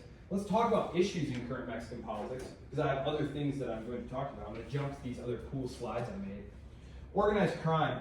Mexico continues to struggle with pervasive violence driven by powerful drug cartels and organized crime groups. The government's militarized approach to security, which as I said was launched in the Calderon era and continued under AMLO, has often intensified violence rather than curbed it. Cartels have diversified into extortion, human trafficking, oil theft. Their influence has only grown. It's terribly pernicious. They have plenty of money for bribes and for weapons and for recruitment purposes.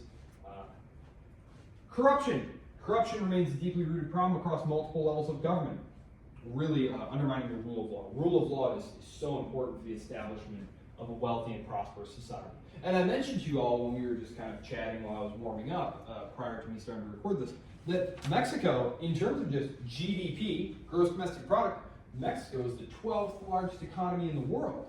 Well, I didn't want to give you the wrong idea about how things are for the average Mexican, how they experience it, because in terms of per capita, that means per person, Mexico is still very, very poor, not great. They have a long way to go. And part of that is lack of rule of law, too much corruption, a lack of ability for people to set up a business and trust that they're not going to be preyed upon. It's true that multinational corporations are able to set up shop and operate safely in a lot of areas, but that's a small portion of the economy. You need individual people to be able to set up and run small businesses and be safe in the assurance that their property and their lives are not going to be under threat by extortion and corruption and blackmail. And that's just not something that exists there. Mexico scores very, very poorly on transparency and corruption indices. Like I said, the police in many areas are very useless. A lot of crime just goes unreported because there's no expectation that the police are going to do anything about it. Efforts to reform the judiciary and strengthen these institutions have been resisted by political elites who benefit from them staying this way because they are, of course, being paid. And by the bureaucracy, which is also a form of graft. We don't really think of this in our own system because our public servants, our bureaucracy, is very well paid. Very well paid. Some of you, when you go out to get a job after college, if you look, public sector employees, especially at the federal level, like, they get paid almost twice the median salary of a private sector worker. So there's not really that strong incentive to like take bribes and stuff. But in a lot of developing countries, you get a job as a public servant in part so that you can be a part of that bribe getting class. So the bureaucracy, of course, is very resistant to that. Economic inequality, as I said, Mexico, large and diversified economy, but it very, very much suffers from deep socioeconomic inequality. Large portion of the workforce remains in the informal sector. Meaning they lack access to things like government social services, labor protections. Economic opportunities are very unevenly distributed. You just have a very stark difference, and this is true in many states. I'm not picking on Mexico in particular. If you take if you take GDP per capita in China and you look at the coastal areas, I mean, it's 10 times higher what it is several hundred miles inland. But you could say the same thing about the United States, right? If you compare GDP per capita to someone living in West Virginia versus someone living in like Virginia Beach, it's going to be several times higher. The same thing is going on here. The highly urbanized north is where a lot of factories are located. This is where a lot of like the exporting businesses are located. Because of course, who's their biggest market? Who's Mexico's largest trading partner? It's us. Yeah, it's us. It's the United States. Yeah, it's the United States. So that's where a lot of this stuff is located here. And the rural South, you saw, is very mountainous. There are a lot of challenges there. There's actually still some armed insurgent groups down there who don't recognize the government's authority. So that's always a problem. But of course, there are cartels in the north and the west and the east who also don't really recognize the government's authority. So, migrations and relations with Washington. This is a big one because, as I said, Washington, the United States, I should say the United States. The United States is Mexico's biggest trading partner. It's an incredibly important state to be getting along with, and relations have been not the best. Part of it is tied up in immigration, which, I'll be 100% honest, is really not Mexico's fault. The people who are trying to come to the United States now, they're not Mexicans. They're not. They're coming from Central America. They're coming from South America. One of the biggest ones is Venezuela, the collapsing failed state of Venezuela. They're coming up through Mexico. Obviously, they have to walk from Mexico. And he makes a point of saying this, that the Mexico-America border, this very long border, it's the only place in the world where you can literally just walk from the developing world into the first world. And it's an enormous border. There's no way to seriously secure it. And the Mexican government doesn't have the resources to secure it. And there's all sorts of problems. But of course, Mexico, it is their side of the border. And so U.S. presidents going all the way back to Ronald Reagan. I think Ronald Reagan was the first one who said he was going to do something about that, which was, 40 years ago. It's just not really an easy problem to solve because if people want to move, they're going to move, and it's very hard to stop them. And but there is a lot of pressure on the Mexican government to do that, and it very much sours relations because while the people are in Mexico, the stay in Mexico policies and different things like that, the Mexican state doesn't have the capacity to take care of all of these people. The Mexican economy has been able to absorb some numbers of them. That's one of the reasons Mexico's population has continued to climb, even though technically speaking, they're only producing about 1.6, birth rate is about 1.6, which is below the rate of population replacement. You need to be a little bit over 2 to be replacing your population. But because of the large inflows of migrants from places, including sub-Saharan Africa, Sub-Saharan Africa, a lot of them are coming across and then moving up that way because Sub-Saharan Africa has been decimated by the consequences of the George W. Bush, Barack Obama, Donald Trump, Joe Biden, now Donald Trump again, policy of the war on terror in Africa, which has been completely destabilizing to the region, and so that's driven a lot of migration from there as well. So again, when you see it on the news and there's lots of migration, it's not actually Mexicans who are coming from Mexico. Like, that's not who's coming up through there. But it is a huge issue in the relations with Washington. The Mexican government has tried various things. It's just not really working. So there you go. I'm going to jump to another one of my PowerPoints here to talk about the drug war problem here, where are we? Here it is. Okay, so let's look at the cartel. Let's start with this one here. Who's dominating which area? Let me see. You guys see that okay? Yeah? Okay. Alright, so the drug cartels. So there's not just one of them, there's a bunch of them. And drug violence tends to go up and down depending on whether or not these drug cartels are having turf wars or not. If you think about like gangs in an American city or something like that, like they can eventually divvy up the city into like, okay, that's your turf, this is our turf, we won't operate on your turf, you stay off our turf. Basically, that's what you need to have happen there. And so like this map right here shows you where you have multiple cartels operating, where do you think most of the violence is? Where you have large amounts of cartels operating in the same space. Because if you and I are operating in the black market and you and I have a dispute, how do we settle this? We can't very well go to the courts and be like, well, you see, I was selling these kilos of fentanyl, but she isn't supposed to be here. No, they shoot each other and stuff. And so that's what happened. And so, little wonder. These are the points of entry here. The big one is fentanyl. The big one is fentanyl now. For years it was like weed and cocaine and things like that. Now it's fentanyl. Fentanyl is a synthetic drug. The precursor chemicals are coming from Asia, primarily from two places. One of them it's... Oh, he's not here. Oh, man. He could have said it. All right, China. He could use the Trump voice for China. We'll all just imagine that he said it perfectly, as you would. But actually, a lot of them are coming from India.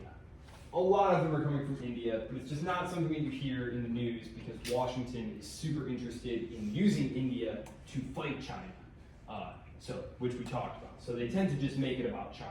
But that is true. A lot of the precursor chemicals are coming into Mexico here. They're getting processed and distributed into the United States. There you go. These are sort of the trafficking networks. This comes from the University of Maryland. They have like a whole program that's tracking this stuff as like a research project. And so you have the various points of entry. Very interesting color-coded map here with the different cartels who are vying for influence there. And again, this map is not meant to be like showing that like, okay, the cartels control all of this territory. These are just the territories that they operate in. So I had told you that the federal government doesn't have control of certain areas of Mexico. It's not like they don't control all these areas. Like this is just where they operate here. Yes. Okay. Well, we'll talk about that in just a second here. This is a distribution of the different cartels. Right here. If you're interested, you can take a look at that on the PowerPoint later. This right here is an interesting, before you travel, if you ever travel to, anytime you travel to any country, it's never a bad idea to check the State Department website. Because the State Department website will tell you where it is dangerous for you to go in a certain country. And so you can get on the State Department website right here, and they will show you the areas marked in red, and this was updated in April of 24. Good job, everyone. Somebody here. All right, suppose that. All right. That these areas in red here are like do not go there areas, right? These are do not go there areas. As you can see, like these are considerable chunks of territory, right? This right here is the state of Sonora. That over there is Texas. These are not inconsequential sections of the country where the United States government is telling you, don't go there. Wasn't it a couple, was it last year? The couple was driving down there and it was a boyfriend and girlfriend and they got abducted and killed trying to drive through there. I could look it up, but yeah, it happens. I mean, don't do that. Don't do. They're literally telling you right here, do not do that. And so if you do that, I mean, So there you go. Yeah. Looks like the resort areas are good though. So go ahead. Everyone's good. Or you guys already had your spring break, didn't you? Yeah, 'cause the kids are just about to go on spring break. So yeah, there you go. Map of restricted areas. That's really wild. Like that's a lot of territory. So yeah. I'm going to pull this other map back up here to just kind of talk about the war on drugs here a little bit. So just kind of talk about the efforts to fight, because obviously the way that the United States solved its problem was it took away the revenue of the organized crime group. Obviously, as they mentioned, the groups have diversified into like kidnapping. And what do they do with kidnapping? Well, then they say, hey, we've got your brother, send us $5,000 or whatever. But the real money is in drugs. That is their primary source of income. The same thing was true with the mobsters who ran the alcohol business in the United States. Yes, they were involved in gambling and prostitution and things like that, but their main source of revenue was alcohol. And so to undercut them, they decriminalized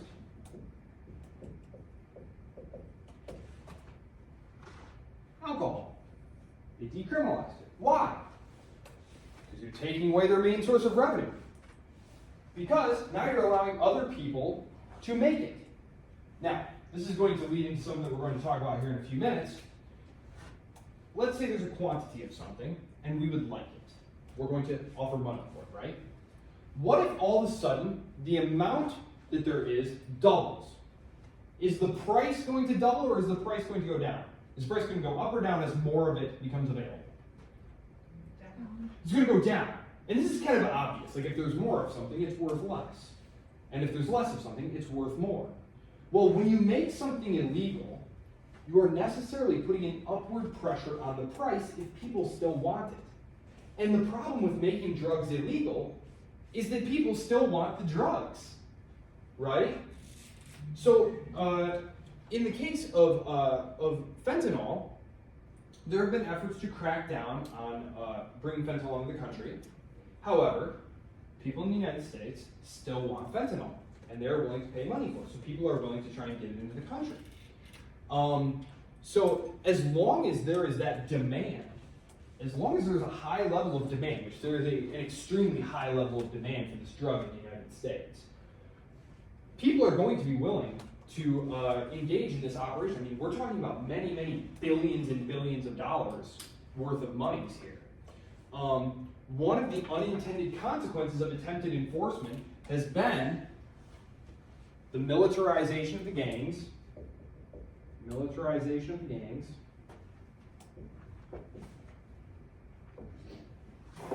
To fight back against the military and police. Also, more overdoses. More overdoses. Why is that? Well,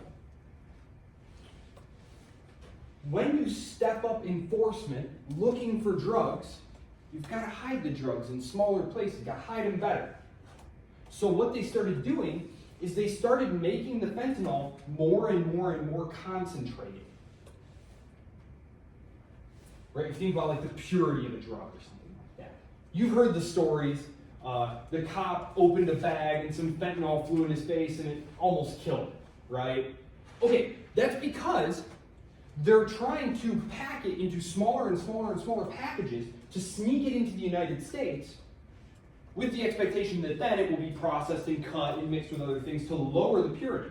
But believe it or not, your local drug dealer does not have a degree in chemistry. He's not always going to get it right. And so this is going to lead to stuff that's way too strong. Drug dealers don't want to kill their customers. That's an accident. They don't mean to be killing Americans. They want more Americans alive doing drugs. But one of the consequences of trying to stop fentanyl coming into the country has been an increase in the concentration and power of the drug, which is leading to overdoses. Just the law of unintended consequences there. The government is trying pretty much everything that it can to cut into fentanyl in the United States, except decriminalizing the possession and production of drugs. Because what that would do is it would flood the market with supply. Some of you might know this. In Michigan, we've, over the last several years, gotten legalized marijuana in Michigan. You can literally just go to the store, they're special stores, but you just go into the store like you would go into Walmart, and you can just buy some weed, like you buy anything. Now, stores have been popping up all over the place. Dispensaries, you've seen them. They're like everywhere now, right? So what has happened to the price of weed? Plummeted. There's tons of papers being written on it now, like academic papers. Like one of them is called the Failed Economics of Legalized Weed. Basically arguing that like weed is so cheap now that no business can profitably stay in business selling marijuana. And that in order to stay in business, a lot of these legal producers of weed are having to like take weed into states where it's not legal to sell it to help pay their bills where it is legal. So again, you flood the market with supply, you kill the price of it.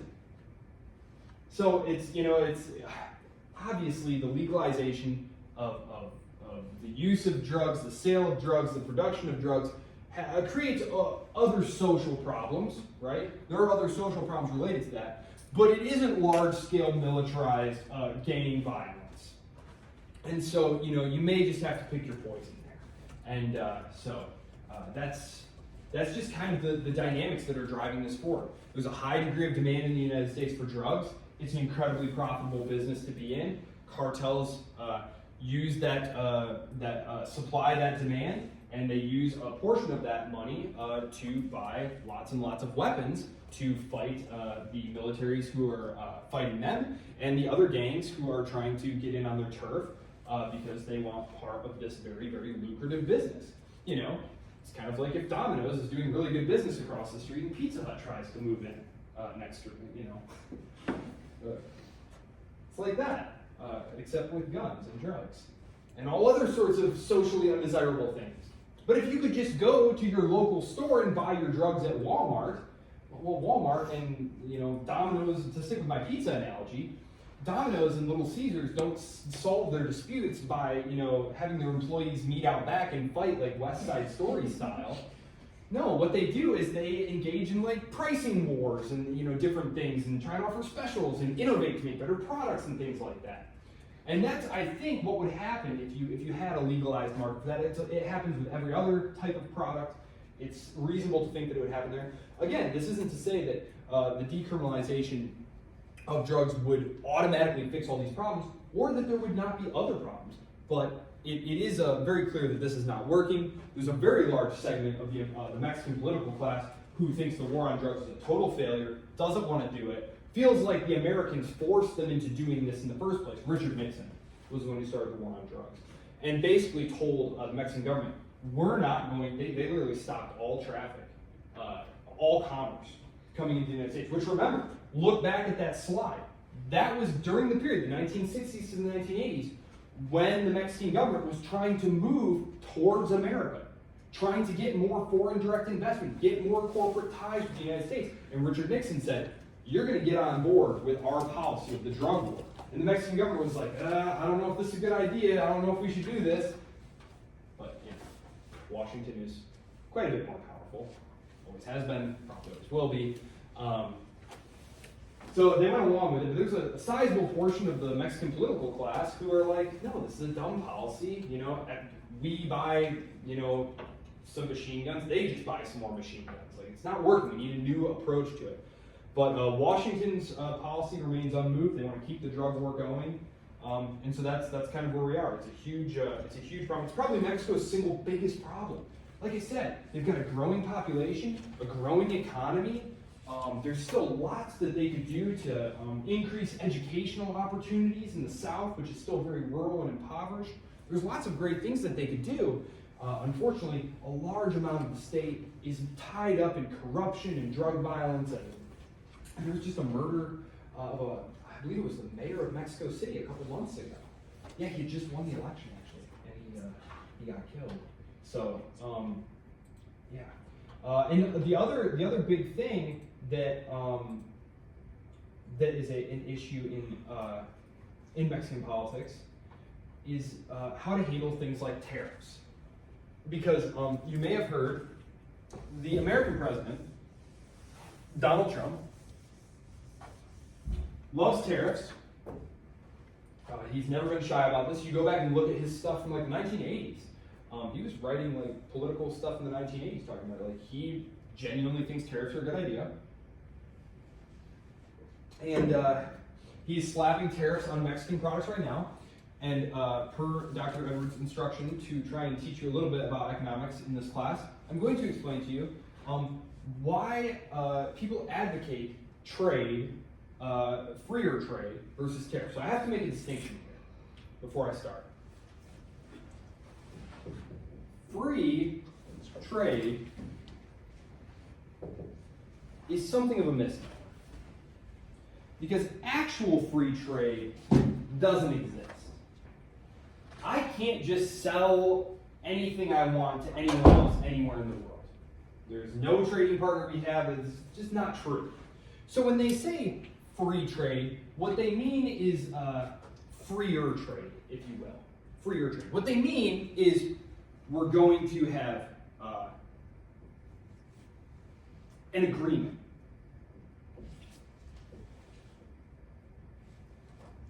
On regulations, subsidies. A subsidy, as some of you may know, is money that the government gives to a certain favored interest group. For example, probably the most pampered favored interest group in the United States is farmers. I have to tell you, it's farmers. You know, if you look at something like sugar, you go to the store, why is sugar like $5 for a bag of sugar? Why isn't it like 75 cents? Well, it's because of the government's intervention to prevent foreign, cheaper products from coming onto the market, because those plains states, those middle states, those are very important political states, and it would be very destructive for you to mess with that. So you just have an agreement. You have an agreement on what sorts of regulations and what sorts of subsidies and what sorts of quotas you're going to have. That's why when you get a free trade agreement that's 1,000 pages long, you understand that it's an agreement about what sort of trade we're going to have. Because an actual free trade agreement could be written on a napkin. It would say, we'll have no tariffs, we'll have no subsidies, we'll have no quotas. Signed here. That doesn't exist. That's not a thing. We do have that between U.S. states. We have free trade between our own states, but with other countries, other states, we don't have that. So free trade, just to be clear, something like NAFTA, something like the U.S.-Mexico-Canada agreement, this is an agreement about what sort of trade we're going to have, and we're trying to lower the cost, the transaction costs for all the parties involved, while still not stepping on the toes of important interest groups. I told you that NAFTA, the North American Free Trade Agreement between Canada, the United States, and Mexico, that now we have the USMCA, and I said, this big deal, it's 90% the same stuff. Well, the 10% that was different was to pander to some very disgruntled but powerful groups in the United States, like auto workers, who felt like NAFTA had not been a good deal for them. And frankly, it hadn't been a good deal for them. And so they wanted some protections. They wanted some a little bit of this for themselves. And so they basically wrote in some new rules about you need to make this number of components here, etc. And they basically calculate that, like, yes, it will bring something like 80,000 more manufacturing jobs to the United States in those industries, but that it's going to cost us like $60,000 per job or something like that. And that's, you and I are paying that, by the way, for the auto workers. So like that, just to be clear, like that's how that works. So, okay, so that's my note about free trade. Free trade is a little bit of a misnomer. Okay, so gains from trade. Why do math people say, well, you just don't understand. Free trade will make us all better off. Don't you understand? Here's what they're talking about. I'll turn on the slides here. Uh-oh. Now you're all like, man, I really gotta leave here. This is getting late. Okay, so what we're looking at here is an economy. Prices are here, quantity is here. Here's the trade without any tariff. We've got a price of 60 and an output of 40. That's how you measure that. And this point where supply and demand meet each other is the equilibrium. Okay? So you just are solving equilibrium equations. I remember when I got to graduate school and I was like a big reader of like economics and stuff. It was like economic history. And then I got to graduate school and it was like just math class after math class after math. I was just solving equilibrium equations all day. So this is trade with the tariff. This is trade with the tariff. And so you can see we're producing at a loss here. We're producing at a worse price. Okay? So I'm going to show you here. I'm going to show you my explanation here. The price was 40 without the tariff. With the tariff, now the price is 50. Everything we bought just got $10 more expensive. Okay? Why? So trade with tariff. The world price of 40, U.S. consumers import the difference between domestic supply and domestic demand. And this leads to higher overall consumption and lower prices. Lower prices. Trade with the tariff. A $10 tariff raises the prices to 50. Domestic supply rises, demand falls, because the more something costs, the less of it we demand. Imports shrink, resulting in less total consumption and what we call a deadweight loss. A deadweight loss means the difference between what we were consuming at the $40 price level versus what we are consuming at the $50 price level, because we consume less as things get more expensive. Now again, this is very basic. These are mathematical assumptions. You know, someone's probably thinking, but wouldn't a foreign producer take on part of the tariff? Sure, yes, absolutely. This is just like very basic assumptions about tariffs. Like in the case of China, when Trump puts tariffs on China and says they're going to be 50% tariffs, of course, the Chinese manufacturer is going to eat some portion of those tariffs to try to keep their access to American markets. So, comparative advantage. This all goes to this idea that it's going to be cheaper, more efficient, to make a certain good in one place rather than another. And so what we do here is we set up a new we set up a new graph here, and on our x-axis we have a good, and on the y-axis we have a good. Okay? And I just picked bread and shoes. It could be anything. It could be any kind of good. I just picked bread and shoes. Okay, so country A has a comparative advantage in shoes. Okay? B has a comparative advantage in bread. That means that this country is better at making shoes and this country is better at making bread. Okay? So, what we would like to do is create a situation where country A only makes the things that it's good at. And country B only makes the things that they're good at. And then they trade with one another to get the good that they are not the best at making. And we'll see that they will both be better off because of this. So as you can see here, the output for country A is 50 and 100, and country B 120 and 60. Okay? Now, they can produce these things at price level 30, and price level, at 30 and 60 is their equilibrium, and 30 and 40 is their equilibrium. Okay, that's using all their capital and all their labor. This is what they can produce, okay, with free trade. In autarky means you're trying to produce everything yourself, okay? The country that's good at producing shoes is trying to produce both shoes and bread. Country B is trying to produce both shoes and bread. And as we can see, their consumption is lower. Their consumption is lower. Now country B consumes 60 bread and 30 shoes. Whereas with trade, they can be getting 80 bread and 40 shoes. Because the idea here is that if you are good at making bread, once you've had all the bread that you want, you can go trade and sell that bread to the economy that makes only shoes, and then you'll be able to get more shoes than you would have been able to make yourselves because you're more efficient at making bread. So, this is why economists argue that freer trade, is a mathematical net gain for everyone. Now, what's the problem here? Let's just look at this basic example. We've already said country A is best at making shoes. So let's just have everybody make shoes. What's the problem? Does everybody in that economy make shoes? No, what do some of them make? Bread. So when the economists come to the president and say, well, Mr. President, it will actually be better if we all just make shoes. And the president says, well, that's great. Well, there's a very large political constituency that says, we object to this policy. And if you think about our own example, who was very disgruntled by NAFTA? I already mentioned that. Auto workers. Auto workers felt like they were getting a bad deal because a lot of factories, auto factories and stuff like Ford factories, were moving to Mexico.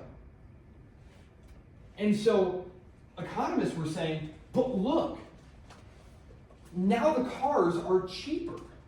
We can all afford more cars.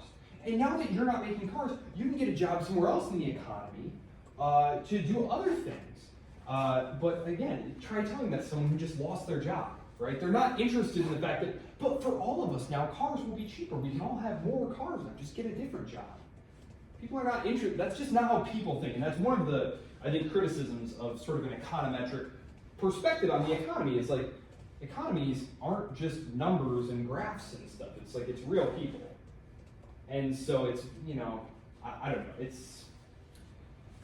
it's a very wonky mathematical subject, and you tend to talk about like populations and equilibrium and stuff, and just kind of ignoring the fact that a whole bunch of people are now not having their very solid middle-class job with benefits and stuff, and they have a family, and now they need to like go out into the economy, and like maybe they don't even have a skill that is marketable there, and maybe they're taking a huge pay cut. There's a whole government program that was set up to address this, to like retrain workers and stuff. It doesn't really work very well, but it's called something like the Trade Adjustment Bureau. Basically, if you lose your job, you can apply to them and say, I lost my job because of trade with China or Mexico or something. And they'll look at your application, and if they decide that, oh, that's true, she had this job, but because we had more free trade with China or more free trade with Mexico, she lost her job, they give you like a subsidy basically, and they offer you like retraining and stuff. So, the sort of the neoclassical assumption though in economics is that this is actually good for the economy. That allowing these things to happen is what's called creative destruction. That by allowing these market forces to operate freely, you're going to produce the most efficient allocation of resources. And the more efficient things are, the cheaper production of things will be. Meaning the cheaper goods will be. Meaning the more there can be. If something's really expensive, we can't produce a lot of it, which means very few people can have it. But if we're producing a ton of stuff, the price will be low and everyone can have it. It's kind of the miracle of modern consumer society is exactly this. Like my grandparents, they're both dead now, but they were both born in 1920 and 1921 respectively, and they talked about like how crazy expensive televisions were when they first came out, and like how small they were, and how only a few people have them, and like what percentage of your yearly income it took to buy one and stuff. And you look at now, like I was just at Sam's Club the other day, and it's like this television is wider than my arms, taller than this, and it's like $700. right? And it's like the best, like it's a million times better than any It's lightweight, portable. Do you ever try and pick up one of those old box tube televisions ever? Enormously heavy, right? Picture quality, terrible. Yeah, like things are just so much better and cheaper now. In large part because of the advances that increasing efficiency in production have allowed. And so, but there's going to be a limit to that because people are not just consumers. We aren't just, utility maximizing automatons, right? Which again is how a lot of economists tend to view human beings as like these hyper-rational, traders basically, these hyper-rational market participants. That's just not true. And so, like I said, free trade takes a lot of the flack. Mexico stole the jobs. China stole the jobs. Some of the jobs moved there because labor costs were lower. There were fewer protections for Mexican labor and stuff, etc. But a lot of the jobs, actually, the overwhelming majority of the jobs have been lost to things like automation. Have any of you toured a factory? Have any of you ever been inside a factory? Yeah. Okay. It's all machines, right? It's crazy. It's like all just machines doing everything. Automation, which you say to yourself, well, that's good. Automation means we can save man hours and make things cheaper and stuff. But someone used to do that job, right? And that someone lost their job. It's a politically sensitive issue. During the early Industrial Revolution, you had these weavers. They were called Luddites, who would go smash the equipment that was making them unemployed. I mean, it's not like this is a new phenomenon here. And so Mexico, being part of our free trade agreement, the problem as protectionists, like Donald Trump. Protectionist means you favor tariffs, meaning you want that protection. So I just showed you why economists favor free trade. So a tariff just is a tax. So if you say, okay, we're USA, this is our house, you're Canada, and this is your house. Okay, all goods coming into Canada face a 10% tax. That's what a tariff is. So they're saying, hey, you who's sending this stuff to America, 10% tax. Okay? Now, as I said earlier, the question is, someone has to pay this 10%.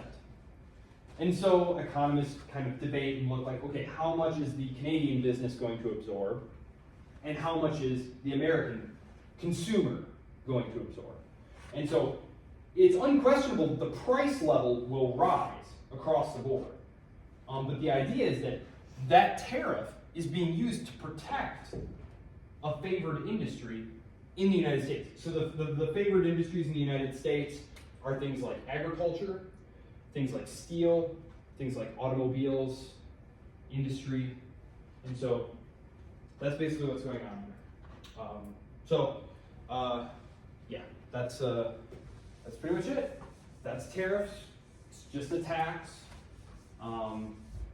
Naturally, when you levy a tariff on someone, they turn around and levy a tariff on you. That is what's happening right now. And when that happens, it's called a trade war. It's called a trade war. And so it remains to be seen what's going to happen. The last round of trade war that we had, the last time Trump was in office, other countries tend to target our farmers. Our farmers export a lot of soy beans, for example. And so China, when Trump went after China the first time, the Chinese government was just fine, we're gonna levy a huge tariff on soybeans. And that's why a huge package got passed by the Congress to give the money to the farmers who were hurting, because other countries recognize oh, the weak spot is right there. So we'll see what happens. The retaliatory tariffs are on. Trade War 2.0 is going on. So watch out for price increases. We'll see what happens. As I said, tariffs raise the general price level, so we're going to see what happens there. So that's tariffs. Do you have any questions about this? It's obviously just a mathematical equation. real life does approximate this, but it's a little more complicated, obviously. But the current issues in Mexican politics. Pull this back up. Current slide. Okay. Okay, so. Sorry, I gotta get back in here. So, some of the big dividing lines in Mexican politics, and these may be recognizable to you.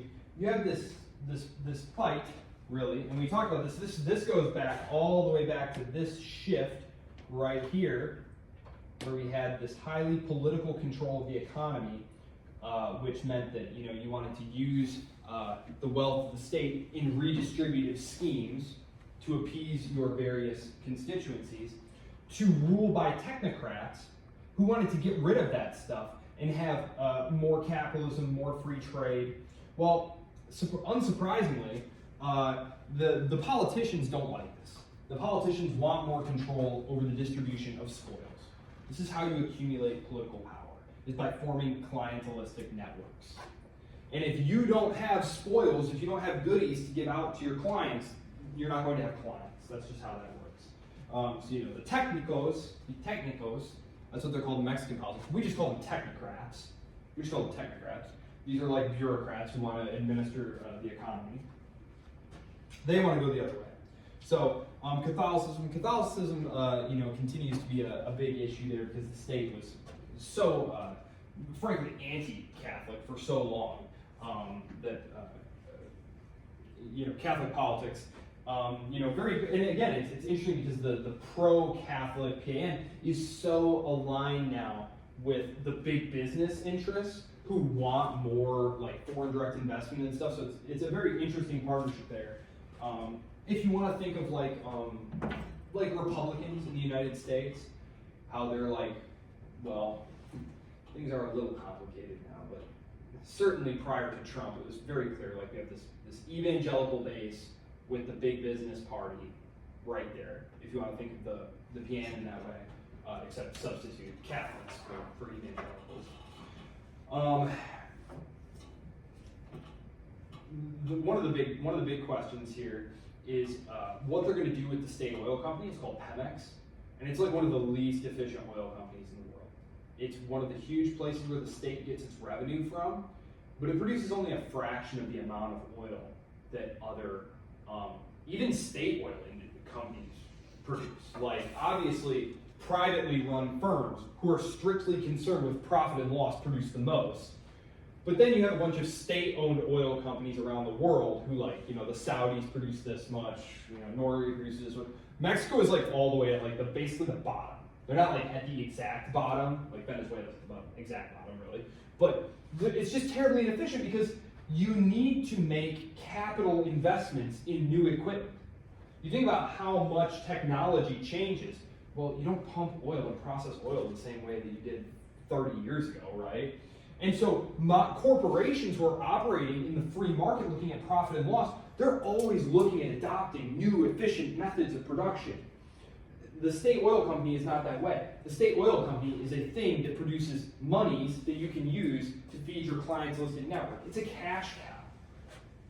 And nobody is really responsible for it. So they produce a very, very low amount of oil, and there's been debate, like, should we privatize it? But again, the PRI, nope. They're not going to do it. They don't want to do it. That's a big cash cow that their client networks are tied to. The leftists, that's like, ideologically, no, the state should own the oil company. That's just, a socialist shibboleth. It's just an orthodoxy in socialist economies. So you have the right-wingers who are essentially saying, we need to do this, but they're a terrible minority there. I don't think it will wind up happening, at least not anytime soon. So we'll see what happens there.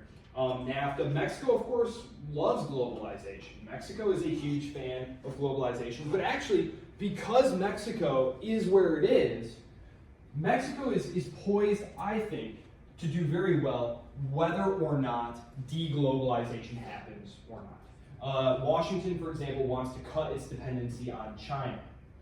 So a lot of companies who operate in China are moving their factories to places that are friendly with the United States. And Mexico and Brazil to a lesser extent, but Mexico has been a huge beneficiary of that.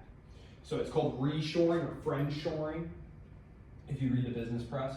So Mexico is seeing a ton of economic growth because businesses are trying to watch out, because there's a lot of economic uncertainty. If you're a business owner, a corporation or something trying to plan for the future, you don't want to even think about what might happen if U.S.-China relations continue to get worse and worse and worse. It might not be a good place to be doing business. You think about all the sanctions that get put on countries the United States has a problem with. If you're a corporation, you want to put your company somewhere where the future is better, but still has low wages, but still has lower wages and fewer worker protections. So Mexico's in a great spot there. Even if the United States stops trading as much as it does with the rest of the world, Mexico and Canada are still going to be huge trading partners. And Mexico has much cheaper labor costs, fewer labor protections. There's a lot of the infrastructure already in place there to produce the things, the factory systems, and also the infrastructure, the roads and the bridges and stuff to get the things here.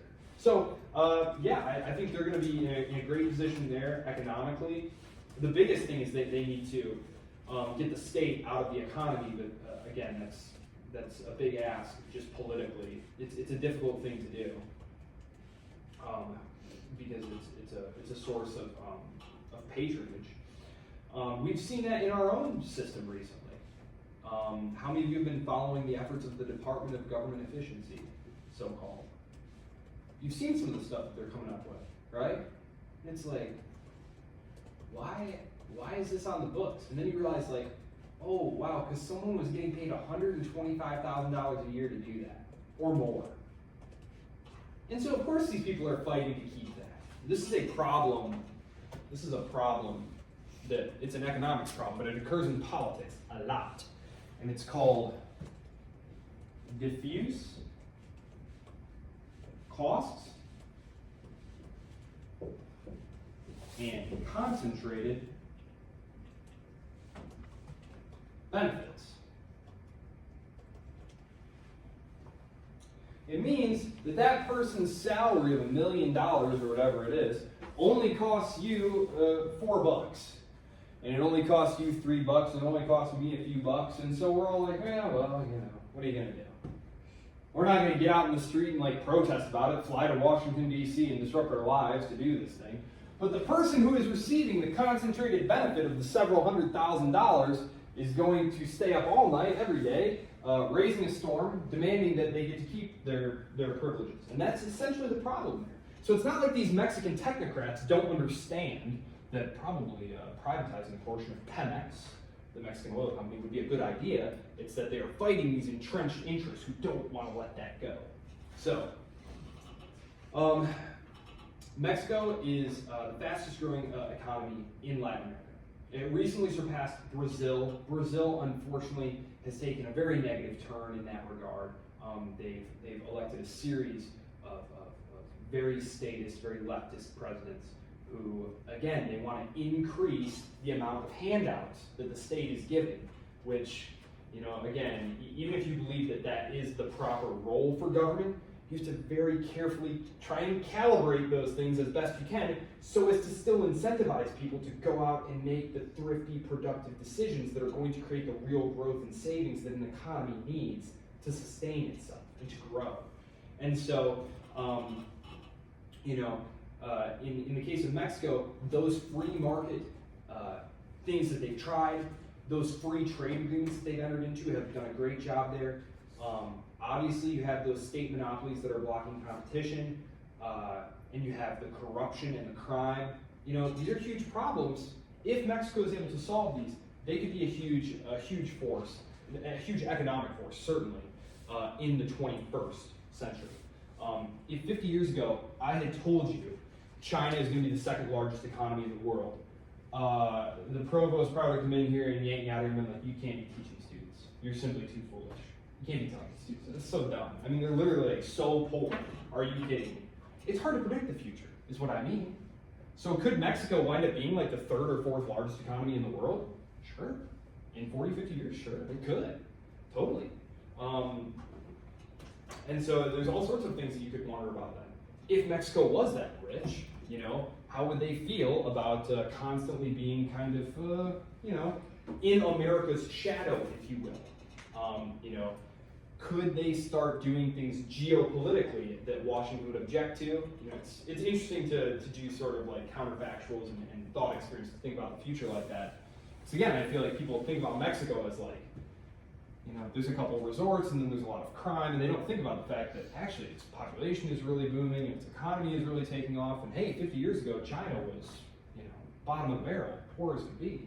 Who knows where Mexico will be? Again, the biggest problems are the organized crime, and the drug problem is huge. The drug problem is huge, and decriminalization I think makes a lot of sense, but it's a policy that's going to receive a lot of pushback, especially from the United States. So it's hard to know whether or not that will happen. You know, it's a federal system. There's a lot of power in the local states where they have their own clientelistic networks going on. The president, you know, 1 6-year term. The 3 parties balancing one another, alternating in power. It seems that democracy has taken root in Mexico. Remember, prior to the year 2000, it was kind of democracy in name only. You have one party winning election after election after election, and they aren't very fair. There's a lot of corruption. But we've seen multiple handovers in power now. It seems like democracy may be established there. They have that cool mixed member system. So remember that as far as the legislature goes. The mixed member system, which combines the benefits of single member districts where you get to choose your person. That's the big gripe against proportional representation, is you're not voting for a candidate, really, you're voting for a list of parties. And so if you really want to, you know, vote for a single individual, know that individual as a person, be able to say, no, that's the person I want to vote for, that's the benefit there. And then they combine that with proportional representation to make sure, or at least try as well as you can, to make sure that the actual makeup of their bicameral legislature is reflective of the ideological preference of the population, because these parties have very clearly delineated ideologies. And so, there you have it. That is Mexico. Do you have any questions about Mexico?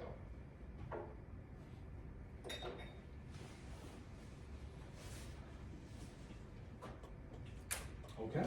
Well, the quiz is up next week, because we meet next week. Yes, we do. Next week, I would like us to go down to Brazil. There are a lot of similarities, so we can combine a lot of things that we talked about to save some time. So, thank you all so much for your attention tonight. I appreciate it. I know we didn't take a break. Thank you all so much. I promise next week I will. Have a great night, a great rest of the week. I hope your brackets are doing better than mine. 'Tis in shambles.